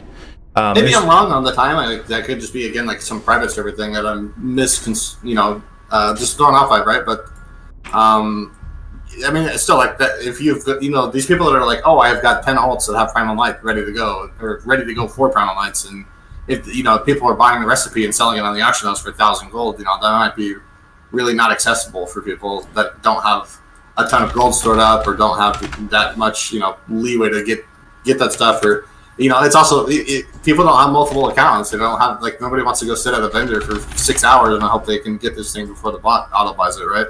Mm-hmm. I assume they'll change something with that, because there are an absolute shitload of patterns in TBC that are one-ofs only, and you have to wait for the vendor to restock them. Mm-hmm. And if you don't have that pattern, you can't progress your profession at all, right? So I assume they're going to address something like that, and I think hopefully that gets addressed before live or very shortly after live, because I think getting these patterns are actually going to be the major bottleneck for the most part. Here's the cool thing, though. Apparently, if you look on TBC DB or any of these sites right now, you can buy the Primal Might transmute recipe from the Draenei City as well as Silvermoon City. So if we see a pre-patch situation where this stuff is available, maybe it's brain dead easy to get these transmute mites. Like everybody's gonna have them on all their alts and stuff, right? If people have a month or two of just sitting at the vendors in a classic environment. But this stuff is really important because you would have a better understanding as a caster. I know that it makes you need it for Spell Strike, right? I don't think you need it for Frozen Shadow Weave, right, Craigs? But there's other stuff that it's useful for too, right? The Primal Might. Spell Strike is what I'm thinking of. Girdle? No, not Unyielding. No, not Unyielding, but Ruination? No. So just Spell Strike. No. I mean, there's some things here and there. One of the main things as well is the Enchanting Rod. You need 4 to get the good Enchanting Rod, and that's what you need to do stuff like Mongoose and Soul Frost and Soulfire, all those big enchants from Karazhan. So that's one thing. It's only 4 for that one. It's not like a huge thing. But there's items here and there. I believe there's all the crafted gear from leatherworking requires, like the Ellie Shamans will need that stuff. The hunters, the rogues. Gotcha. So, moving on from that, Harris Pilton bags available on launch for all you oil princes out there. You can purchase the Gigantique sack or whatever it's called right on launch. There it is. Why did I think that I was getting trolled in chat yesterday when everybody was asking for a Harris Pilton bag? So I was like, I'm not falling for it. I'm not going to ask about it. That's true, bro. It's the Gigantique sack, bro. Yep. And yep. So I forgot how many slots it is. Maybe somebody in the chat knows. 22. 22. Yeah, it's a big bag. It's the biggest one you can get. I mean, again, that's that NPC is not supposed to be there technically, but it's not a big deal if they left it there, right? Like the thing with it is that's not an NPC that was added there for any particular reason. It's this correlates to the content that's available now, right? That's sort of like, hey, let's put an NPC in that has a gold sink type of thing, right? So I don't think it's a big deal if it's there from the start. As a Soul Shard Andy, Grix, I'm really thinking about investing in one of these, my guy. What do you think, bro? I don't use shard bags. You don't need them. I don't really use them. I just stock the bank up with the gold. Hey, which by the way, Warlock's out there. The shard farm works. Tried it. That's one of the first that's things huge, man. That eel farm. But no, this isn't a Soul Shard bag, bro. This is just a big ass sack for your Soul Shard needs, though. Like this, because our inventories are clogged with Soul Shards. This honestly might be a big deal for us Warlock Andes, man. Mm-hmm. So 1,200 gold, get yourself a 22er. Okay. Yeah, I had 200 gold when I copied my character over to the beta, so I'm not going to be buying that. So, Ale, you've played quite a bit of TBC Arena, right? And I don't know if Abide has, but I assume probably dabbled a bit. This is one thing that bothers me, and I don't know if it's a bug or not. I sure hope it's a bug, man. I really do. It's the Warlock pets despawning. Like that's in Classic, right? So if I have a Voidwalker out, right, chat, and I accidentally hit my Voidwalker keybind, what happens? Voidwalker despawns. GG. See you later, Shard. Take it easy. Hard recast the Voidwalker. That's happening in TBC as well right now. So if you have a Felguard or a Fell Hunter or something out, right, and you touch a resummon, it instantly despawns your pet. So this has massive, massive implications.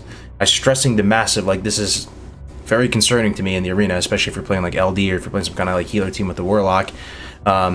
That this happens almost every game, that the enemy team goes for your pet, starts killing your pet, and you duck behind a pillar and start hard casting a new one while they're killing your old pet, and then by the time they kill it, maybe there's like a second of lag time between, but you're able to resummon a new pet in that time, and then you're still back in the game. If you can't do that, when you lose a pet as a warlock, it's very dramatic. So, any thoughts? I hate to tell you, but that's just how it is, man. Can I just like? Can it be? So you're saying like, if you have a fell hunter out or fell hound out, right, and it's up front and they're killing it, it's like 20% health. So you go behind the pillar and you start casting again. The one you have out despawns immediately. In TBC Classic right now, yeah. Like a half a second, yeah. It's stunned. It does a little stun circle, so it stops doing whatever it's doing, and then it goes. It just disappears, phases out. Whether you stop casting your pet or not. I mean, is that how it's supposed to be in Classic? I'm not sure. Yeah. I mean, that's not a TBC thing, so I assume they just haven't fixed it. Like in TBC, it's just supposed to be stunned for like 5 seconds. Yeah, or is that just a private server thing that you're used to? No. You think that's a real TBC thing, right? Yeah, I mean, there's no way. Oh, let's hope so. Let's hope so. Anybody in the chat now too? Like, I don't know, man, because even on retail, WOD, Shadowlands, BFA, everything, that's what happens to your pet, man. That's what happens. That's always happens. Your pets go away. I think that's normal, bro. I was happy when I started playing servers and realized like, oh my god, my pet's out. My pet's still out. I can. Oh man, I hope it's a bug. That's all I can mean, say. It seems really silly for there to even be the summoning stun sickness shit, right? Like, why stun the pet at all if it's going to despawn? Like, it just despawn it instantly. Yeah, I don't like it. Really you can tell that you're doing it at that point. No, because you lose your pet a couple times throughout the fight, right? About like, imagine if you're just playing LD and you're up against WD, right? And you're up against the warriors on your pet. They all the time just hard swap to your pet and just global it almost, right? You almost have to anticipate that damage and start casting a new one. Like it happens. This is not like a 1 in 10 games type thing. It's like a 1 in 2 games type thing, or you know. So anyway, I'll show us about it now. It's terrible though, because then they can say, like, "Oh, he just started the cast. I don't need to kill this pet. He just killed it himself for me. You know, I just swapped to him." Like, exactly. That's all it doesn't seem proper at all. I don't know. Maybe I'm incorrect, and it's like, I mean, I'll dive tonight into it and see. That doesn't sound right to me. I remember in Arena that when the Warlock would summon, the pet would be stunned until the new pet came out. Yeah, it gets stunned for like, I think it's 5 or 8 seconds or something. Even if you mess up and you start summoning, it's stunned for that whole duration. It's like an 8-second stun. Even if you instantly cancel the cast, I'm fairly certain. I don't see it. I very seriously doubt like the last 20 TBC private servers had that wrong. Yeah, let's hope so, man. Because could definitely. I hope not. Big concern for me as a warlock. Yeah, like I played a ton of like Shaman Warlock in original TBC. You know, not a great comp, but yeah, no, definitely that was a common thing that would happen, where they just start telling your pet and your Warlock just runs away and summons a new one. Yep. Let's hope so. And it would be fine. So I'm reported as a bug, yo. Craig, just I hope so. Yeah. But I wouldn't be surprised if it kept that way. Yeah, we'll see, man. Okay, the next one. This seems like maybe a big deal. It could be bullshit too. I don't know if you guys have tested this. Apparently, the blacksmith weapons are unique equipped, the one-handers. So I think that means you can't dual wield them. You know how like enhanced they craft 2 of the dragon mace and stuff like that. So you wouldn't be able to do that anymore. What do you guys think? That is also normal, I believe, right? Is it 2.1 you're able to do that? Or is it later? But that I don't think that's normal at launch either. Yeah, early on they're supposed to be unique. Sure. So I don't know if they were trying to implement that, or because I mean that's one of the few professions people probably like want to like rush really hard into, right? Weapons are a huge deal versus like, you know, some legs or something. It's still a lot less impactful. I don't think it's a big deal if they let it be dual wielding, because look at the classes dual wielding it, really like, oh whoa, you know what I mean? But I think it's more indicative of whether or not they're gonna try to follow like 2.0 to 2.1 to 2.2. Maybe they're trying out the 2.0 stuff on the blacksmithing weapons and seeing how it, you know, the feels of it. It could also, it most likely is just some sort of, you know, database not updated properly or something like that. By the way, Big Spank TBC in the chat. Crix, that's a high impact sub. Thanks for that. I've been doing some lessons with him, dude. I can't wait to watch you blow up, man. This guy is the true definition of a 5-head, and he said he's 99% sure that it just gets stunned instead of despawn. So I'm gonna go ahead and take that at face value. It's been like that every single server. It just makes no sense from like a development point of view that it would be stunned and then despawn randomly. Like it seems like it's some classic sort of mechanic. Just inherited it from Classic or something, right? Yeah. So this is where my very succinct list ends. Is there anything else you have observed, guys, on the beta that's been interesting to you? That you had this question and now you felt like you got an answer? What's your character name? I haven't seen you online. Yeah, I've just been, making PowerPoint slides, man. I'm used to it. I'm used to getting relegated to making PowerPoint slides. Don't worry about me. What about you, though, man? I want this raid testing, to be honest. That's what I'm looking forward to. I was talking to somebody about it earlier. Trying to get a Biden and I into that raid testing. That's a big deal. That's like what I'm really, really worried about. Mm-hmm. Well, what about the raids? I mean, could they really mess something up that bad in the raids? Like, yeah. What? Yeah, they can mess the tuning up. They can mess the mechanics up. They can mess everything up. There's a lot of stuff they can mess. I'm not saying they will. I mean, they're doing fine right now, but I'm just saying there's a lot of things that they can fix before they get to the raids. Yeah. But I would, we'll be in there testing it, and that's important. I don't know anybody, especially Abai. I don't know that too many people smarter than him with those raids. So hopefully we're doing it and they're doing it. Yep. So I think on the classic vanilla or the vanilla beta, right? There was no rating, right? It went from 30 at the start cap, and then it went to 40 later, right? Correct. Yep. No, there's no molten core. There's none of that. So maybe we won't get that in the TBC beta as well. Well, the thing is, there's 3 vendors up in Shatroth right now, right next to the flight path. There's one that sells consumables, potions, elixirs, food, everything. You could buy that stuff right now. There's another one that teleports you to raids, and he says, "I'm not available right now to do it, but when there's raid testing, I'll teleport you to raids." He says something like that. And then there's another guy that says, "I'll sell you raid gear when there's raid testing in the future." So I'm pretty confident they're going to do raid testing. Wow. They are. I'm telling you, it's confirmed they are. They already told me. I literally talked to somebody from them saying that they're doing it. Wow. Trying to get us mixed. But it is I think they're kind of changing it up a little bit, and they want to get a little better feedback. Maybe because they're a little worried about raids being too hard if it's pre-nerf, or some raids were very hard before because they were bugged. They weren't really difficult tuning wise. They were just bugged at the start, right? So maybe they're worried about that, or they're worried about the tuning, or just in general, they don't want the stuff to be too easy like it was in vanilla. But regardless, it seems like there's going to be definitely more extensive testing of the end game, and so it's just here's level 40, you go enjoy the. Fucking love it too, man. I fucking love it. Yeah, that's definitely what I'm looking forward to. Is my favorite thing about WoW, bro. And I just the biggest qualm of Classic was how easy the raids were, bro. So I cannot wait. Crix is a hardcore raider for sure, man. Tried and true. Yo, what do you remember back to Classic, guys? Was there anything scuffed with MC and BWL and stuff that people were saying? I kind of vaguely remember people saying this is why they should have tested it on the beta. They should have. Was there anything scuffed about MC? You remember? Dude, come on. Yeah, our world first BWL had 3 different bugs that prevented us from being able to actually make any noise in there.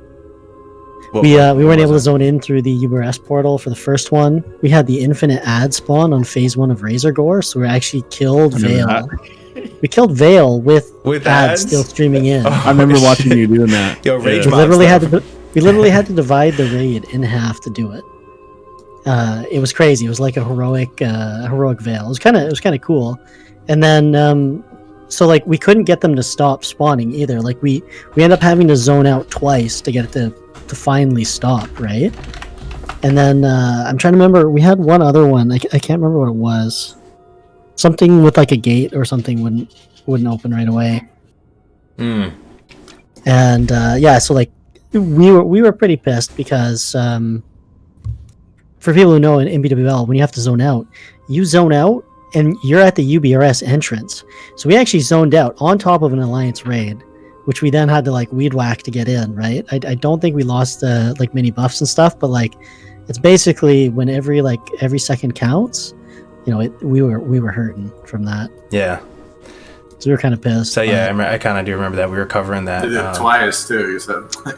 Yeah, Apes had the same thing happen to them too. So it wasn't only us. The other teams did have bugs too, and we're faster. So no excuses. But it's after that, them having raid testing was very important. Yeah, for sure. I think there was something bugged with Major Domo too in MC. I'm trying to remember. Somebody might remember in the chat, but there was something frustrating about the fight that you had to do some work around for a bit. But anyway, that's exciting doing raid testing. Just to go back to the original point, though, was there anything you guys were dying to know the answers of? And chat, please help us out here if there's something we can add to this list, something interesting that you found out about the beta. Anything that you felt like you got the answer to?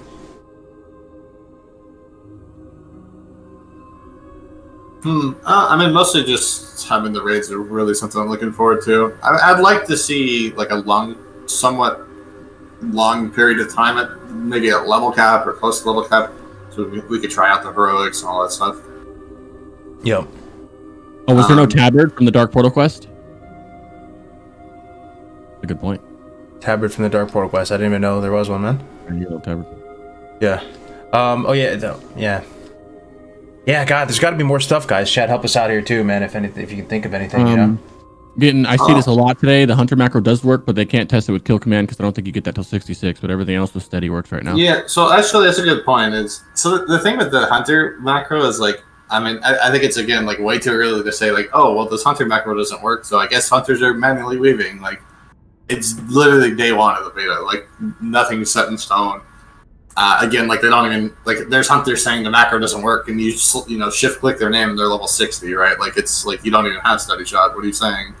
So I think a lot of that's like needs to be tested much more extensively, and different macros need to be tried. There's going to be add-ons in the future. Like, there's going to be stuff that does things a lot smoother. What is your prediction? Do you think they'll get it working at some point? Yeah, I think definitely. There's a lot of like massive people that know the API like the back of their hand. They'll figure some way around it, whether it's using one macro or 3 different macros or 10 different macros. Like, but right now is the thinking that it may not work. Like some of the people that are 62 is cap 64 right now. But basically they copy pasted the macro from before, and it's like, oh, it doesn't work. Oh well, I guess we're manual now.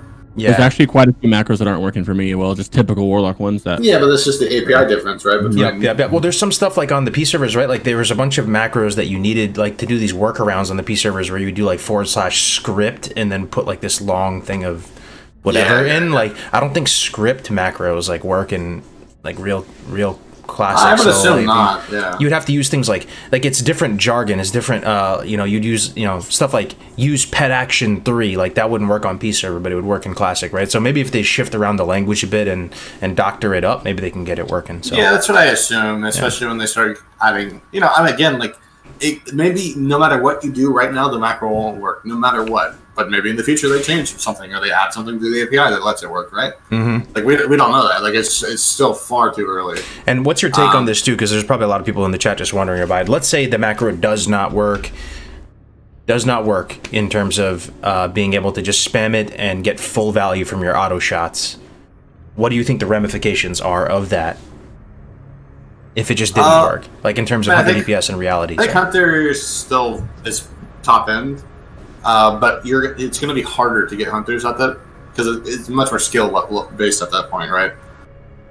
It's still not like crazy difficult. It's not like you're like juggling 20 plates all of a sudden, and it's just like you have to watch a swing timer and time your steady shot. Like it's not like rocket science, right? But it's a lot different from centering one button. So like the average Hunters that are topping the meters are now going to be average Hunters. They're going to be average meters, right?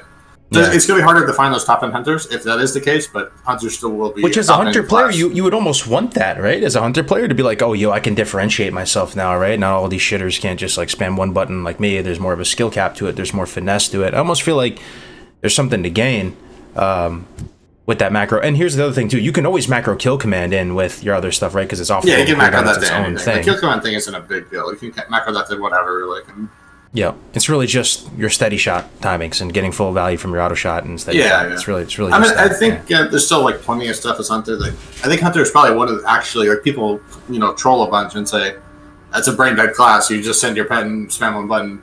But Hunter in actuality is probably one of the like I don't want to say harder classes, but it's got a lot of like nuances and stuff like that. And it's not like the easiest for sure. It's one of the more difficult ones. Like it's a lot of pet management and knowing what you're supposed to do with the shots at different times and how you pop your cooldowns and all that stuff. It's a lot of different like micromanagement stuff that I still think even if the macro does work and you're spamming one button, there's still so many things you can do to differentiate yourself from other Hunters and like prove you're a better player. Yep. No, 100%. People asking about Thunder Fury confirmed nerf state. No idea what that is, actually. Maybe you could give a little more color, Hitchhiker. Maybe we might be able to figure it out. Also, people saying no guild banks. I thought there was guild banks in the beta. It's there, but you can't click it. I tried it. But there will likely be guild banks phase 1, right? No? Yeah, it's there. Yeah, I don't know. It's there, though. You can see that exactly where they are. You just can't click and open it. Okay. What about on the Warlock front, Crix? Is there anything... you probably had a lot of questions, too. I do, too, about Warlocks and stuff that you got answers to. Yeah, everything's working good. Black Book's working fine. I was hoping the spell power would transfer to attack power and stack with the attack power, but it doesn't. But it's fine. Everything I've been doing a lot of. I did it's SMDS spec today. I'm testing that all day today for somebody. I'm gonna try a different spec tomorrow. I like how Warlock feels. It feels like butter to me, bud. Do all the pets I'm have not in good gear either. similar power levels to how they were on P servers? Felguard feels a little stronger but squishier, but that makes sense because if you think about private server pets like Voidwalkers, they're typically like more beefy, they're more damage. So other than that, but it's nothing expected. Yeah. I mean, here's the thing too, right? Like notoriously on P servers, Voidwalkers were very strong. Imps were very strong as well, and Voidwalkers actually had like a tremendous amount of threat generation.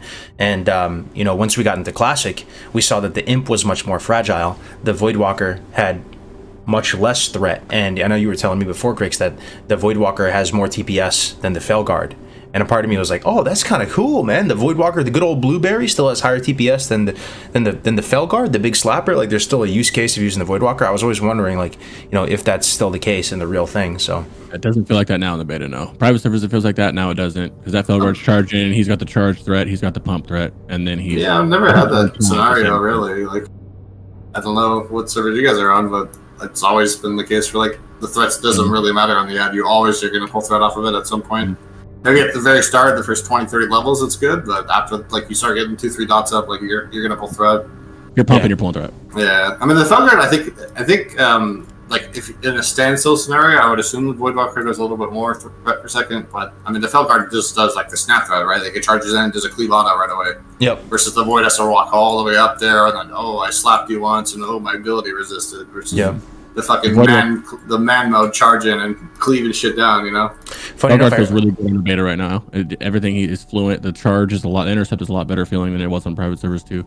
I think that Blizzard's doing an amazing job with the pets right now. I haven't had any pathing issues. I haven't had any bad bug issues of them just standing still and all of a sudden fucking sprinting Husan Bolt to me. Like but it seems like pretty good right now. Yeah. Besides they do with resummoning and it going away, if that's a bug or not. Some people were swearing that the Soul Link was dispellable in TBC and it wasn't in Classic. I doubt that ended up being the case. It was early on, but they changed it to be not.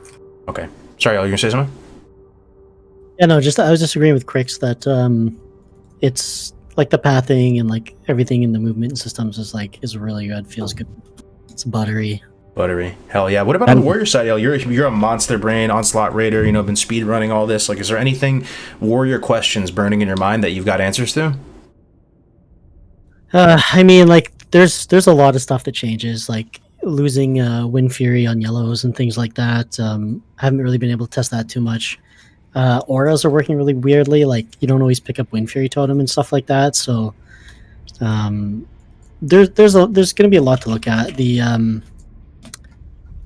Basically, I've been kind of waiting until I get to 64 to test all that kind of stuff, but also trying to figure out like the rage generation too, because I feel like something's off on there. I don't know for sure enough yet to actually like make a bug report, but Two-Hand Fury feels real bad. Like it takes me 2 swings to Bloodthirst with an Ashbringer, and that shouldn't be like. Even if I crit, I don't have enough rage to Bloodthirst, so it feels weird. Gotcha. So Shamans are kind of buggy. Yeah, Totem Wrath doesn't work for me. A lot of stuff has been kind of buggy. Totems are super buggy right now. It seems like there's something wrong with the Shamans. I wanted to test it with Meldoron the other night, but he had to go to sleep. I think it's something with you're not getting the buffs, right? You don't visibly see the buffs. You do see Wind Fury, but I think it's something where like the Shaman is applying the buff to you, and not the Totem or something like that. But the buffs are there; they're just not showing. But there's definitely something wonky going on with that. Gotcha. I'm not sure about the Thunder Fury though. It's a good question to ask because I assume it's not in the beta right now, the nerf, because like nothing really is. It kind of feels like a very early stage build where they kind of just slapped shit together and threw it up. But yeah, the Thunder Fury nerf is like the threat regeneration. Basically, like Thunder Fury is best throughout TBC, right? Just because it does so much extra threat with the proc. So they nerfed the threat on the proc, just so it wasn't like you actually at some point upgrade the weapon. Right. So yeah, I don't know if it's nerfed or not. I'm not sure. I would assume it's not right now. I assume it's just basically a classic version. But it probably will be at some point in the future, I assume. Another thing too, I don't know if you guys have tested it or not, but can you summon inside of a dungeon? That was something you could do on many P servers and stuff. A lot of people said, hell no, there's no shot in hell you can do it in TBC Classic. Some people think you can. Curious if you guys tested that at all or if you heard anything about it. Didn't we do it last night? We had one person who couldn't get summoned, but he was like bugged out or something, and I'm not sure if we went back in there to try it. No, we actually didn't. But we could try that at some point, yeah. Yeah, we can try that. Yeah, I'm making a little list of things we should check. So the thing with that is, like, you couldn't summon in dungeons at the start of TBC. I think it was 2.3 they changed it so you could.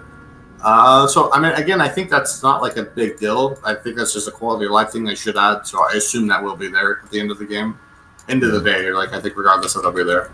The only thing that's like matters is like summoning to frags or some shit. I think what happened with that hunter was we summoned him inside. He couldn't accept it because you can't summon in dungeons, and then he was bugged on all summons after, I think. I assume that's what happened. Too. I kind of wouldn't mind if you can't do it. It doesn't really bug me that much. It's really beneficial for frag attunements. That's the only time I can think of really like just summoning and straight to the frags. Just chain summon your raid in there. Well, you can only do the key thing once, so I think it's something we should add to the game. It's just like, in my opinion, like the game, like they improved it over time, right? Like no game's perfect when it first comes out. No game's perfect at the end of its life. There's always things you can improve on it, right? So with the game, I feel like that's just like, hey, this is a quality of life thing. Let's add it. I don't see any. There's no downside to not having it there. Like it's not really any like negatives, right? It's just kind of why not like throw it in there. Yeah, I'm down to see if they let us summon into the Netherstorm too. That's gonna be interesting. Right. Okay, well, chat, if you can think of anything too of interesting things you've observed from the beta, we tried to come up with as big of a list as we can. Might have missed some stuff. If you can think of anything, please throw it in the chat so we can, like, you know, cover it retroactively. The next section is what still needs testing. What things are you curious about? And again, feel free to chime in chat here if anything you're still wondering. Maybe we forgot it, maybe we can answer it, maybe we're still looking forward to it. One thing, I think I heard this through Spank, he was curious if resilience gems are in the game, so I kind of just yoinked that from him. Like, I'm curious if resilience gems are in the game. Kind of hope they're not playing double DPS, personally, but we'll see. Has anybody tested JC in the beta at all, I wonder? Probably not, because you have to level it up from one. And or you can't really train from them, they just show like a supply list, pretty much. Yeah, I'm not sure if that's because you need to. So basically, all the trainers just don't have the gossip menu. They just show the, like, you go talk to a trainer and it's like, oh, I want to buy supplies from you, or I want you have the menu you choose, right? I want to buy from you, or I want to train from you. They're missing that menu. They only have the option to buy from them. I see. I'm not sure if that's because I don't have the profession. I assume it's just because later on they removed those guys as trainers and now they haven't added them back. But yeah, you can't really train from those guys right now. And the gems are also bugged and they don't have any stats. But apparently that's only a visual thing, and they actually have stats if you just talk at them. But the resilience gem is supposed to be 2.1, so I'm not sure if it's out yet. It's kind of weird to say. It's also a world drop, I believe, so it's not like it's something that's easily just, let's go to this guy and check what's there. Yep. Just thought of another one. Feign Death, Trinket Swap, Vanish Trinket Swap, whatever you want to put here. Somebody has to have tried this at some point in your group or something, right? People are curious to see if you could continue that. That's a mechanic in Classic that I don't think people are saying that, like, there's it's unlikely you'll be able to do that in TBC. Something about the way the combat pulses are and how they take means you can't do this stuff anymore. They just removed it in TBC. Like, there was an actual patch where they just said you could no longer do it. So I assume you're not going to be able to. But yeah, something with the combat pulses or whatever it is. But they strictly just straightforward removed it in TBC. So I think that's something that'll probably, at the end of the day, where you can't do it still. Okay. So yeah, you think it'll maybe you can do it right now. I assume you can right now because everything, again, is just like copy pasted from vanilla for the moment. Mm-hmm. Another thing is just testing arenas and PvP in general, testing EOTS, Eye of the Storm, the new battleground introduced in the Burning Crusade. I wonder if they're going to need any testing with that one. Testing heroic dungeons. All the Netherstorm dungeons were pretty much unable to test, so the cap is 64 on the beta, right? So, you know, even if you tried your best to solo the dungeons in Netherstorm, or you know, to form a group and do it, you literally couldn't physically get there because there's no flying mounts, right? So I wonder if there's going to be a way, maybe a teleporter NPC to test it, because I assume Blizzard would want to test those things out on normal. Maybe not. Well, yeah, like they have those guys in chat route that let you buy, or they hint, and Quicks is saying they've confirmed it as well if they're going to do raids. So I assume at some point we're not going to just be in this little tight window where it's you level 70 for, you know, 4 hours to go to this raid only, and then your character's deleted or whatever, you know? I assume that at some point the beta will go up maybe to 66, and then 68, and then 70, or maybe just strictly from 64 to 70, and then we'll be able to test level 70 content. Yep. Anything on the itemization front come to mind about that you're curious? Like maybe it's stuff that drops in certain raids, or there's got to be stuff that still needs to be tested, you know? If you really think about it. I think people are still trying to get to 64, to be honest, with how long it takes. Yeah. Yeah, I think for the most part. I mean, it's hard to say with like the raid stuff because we can't access it, right? But it'll be there's still a lot of different things. Yeah, like how the tokens like drop in raids, you know, whether it's like it was at the very end where you get all free tokens, or if you only get one, or you only get two, or how many items you get. There's stuff like that, badges from the raids, which shouldn't be until later in the game. There's a lot of little minor things like kind of need everyone to test it out. I hope people are playing the beta and actually like reporting things or giving feedback and stuff like that, instead of just like, you know, woohoo, I'm in the beta and I'm gonna go play and do whatever. Mm-hmm. Yeah, if you actually give feedback on things you see that are, you know are bugged, or check out the patch notes and you see, hey, this isn't supposed to be there, stuff like that. You know, the stats are all pretty weird right now in the gear as well, but they'll fix that in the future. Right.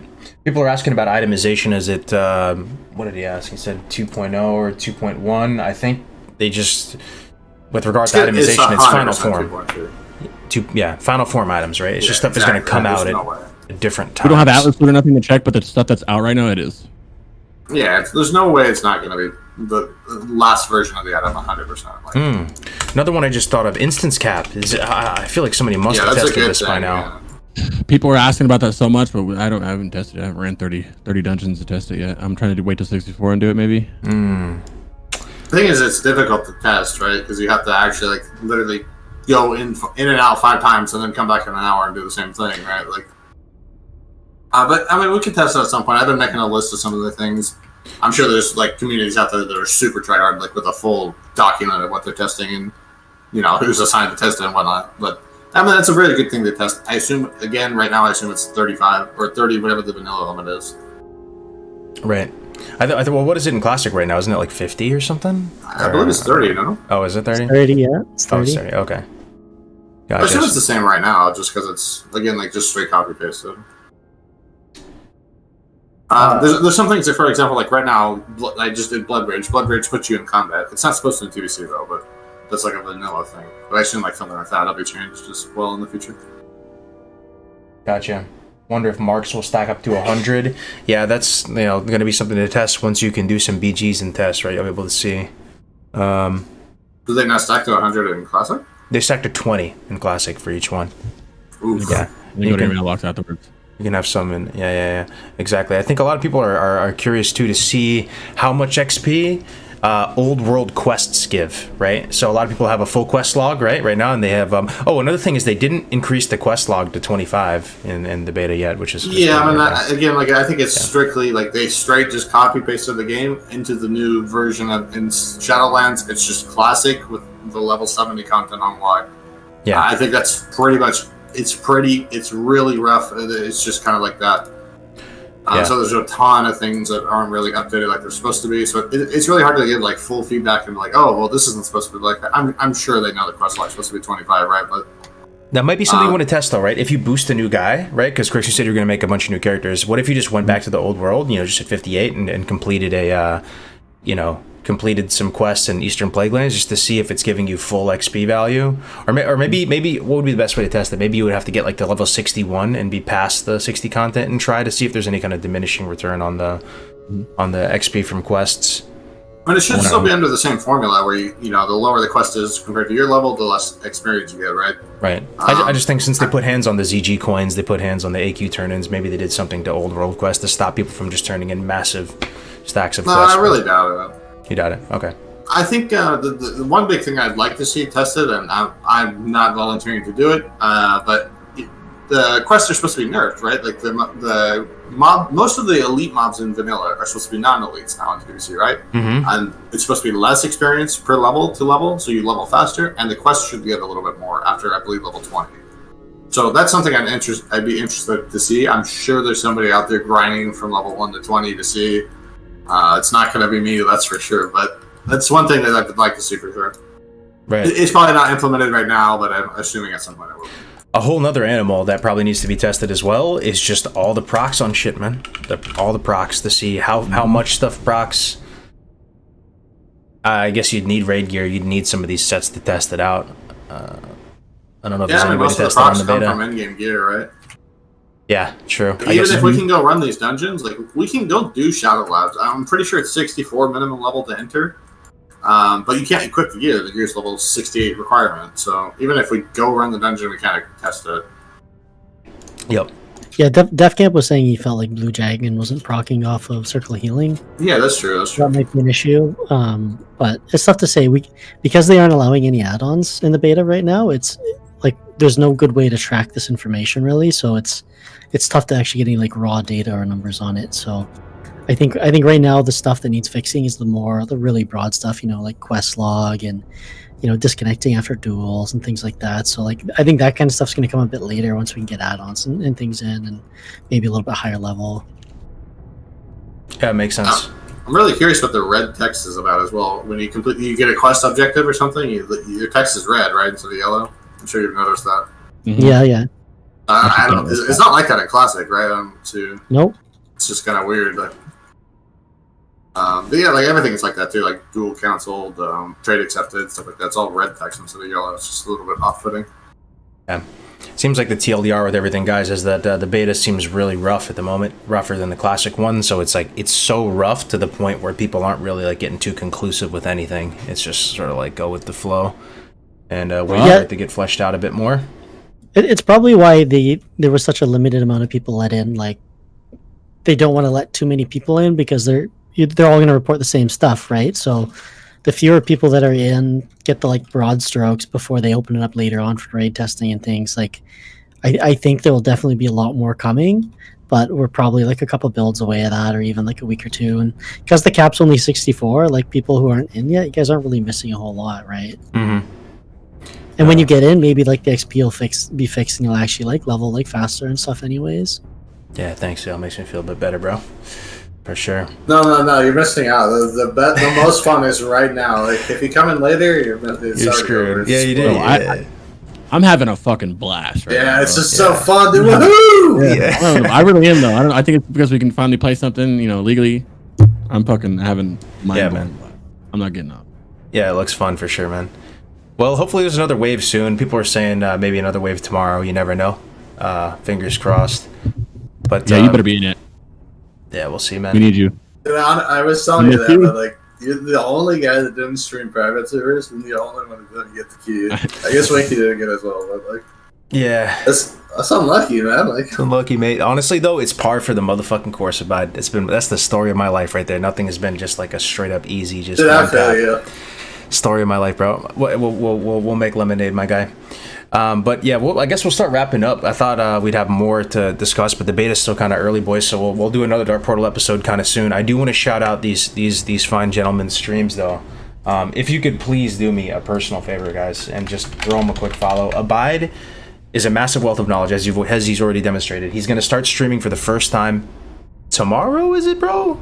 Or should be tomorrow. Maybe tomorrow. 1 or 2 days. Face reveal. Is it a bot? What is it? Twitch.tv/abide. What? I'll link it to you on this one. Okay, yeah, we'll throw it in there. Crick's, throw yours in there. Ale, please. Ale has already been streaming a lot more seriously and a lot more frequently recently. He's 100% worth a follow because he's actually streaming a lot more than he used to in the past. So, like, definitely, like, he'll get you. Baby, I'm live right now. I'm in the beta. I'm on my warrior. I'm in Zangrush. I've been watching you earlier today playing. Yep. I'm soaking it in. Trying to figure out this, no mod, no UI. Never played Horde to 70 either. I was Alliance in the first go around, so I'm bubbling my way around a bit. I need chat to come support me big time. So no UI is rough. If you guys want, come to Twitch TV/AL Gaming, and I'm gonna be on every day, all day, in the paint, doing what I can for Cargos until he gets in here.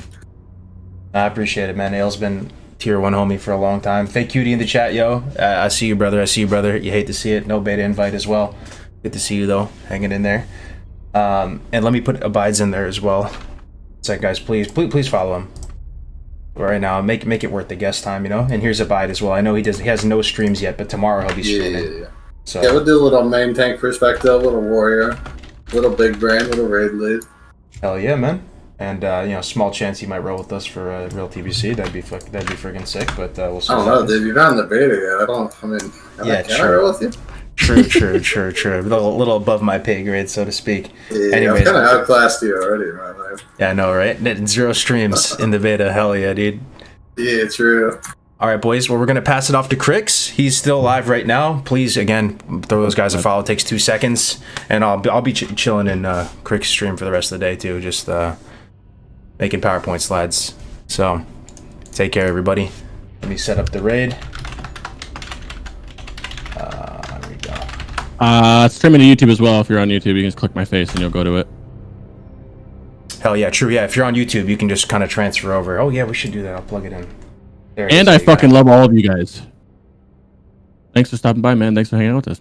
Yeah, the feeling is mutual, man. I love these dark portals. I don't know if you guys noticed any of the new art assets we have up here, but I love me some slick art assets. Yeah, they really just... Yeah, this shit's fucking. Yeah, man. So, we'll be back with another one soon, hopefully, guys. Take care. Have a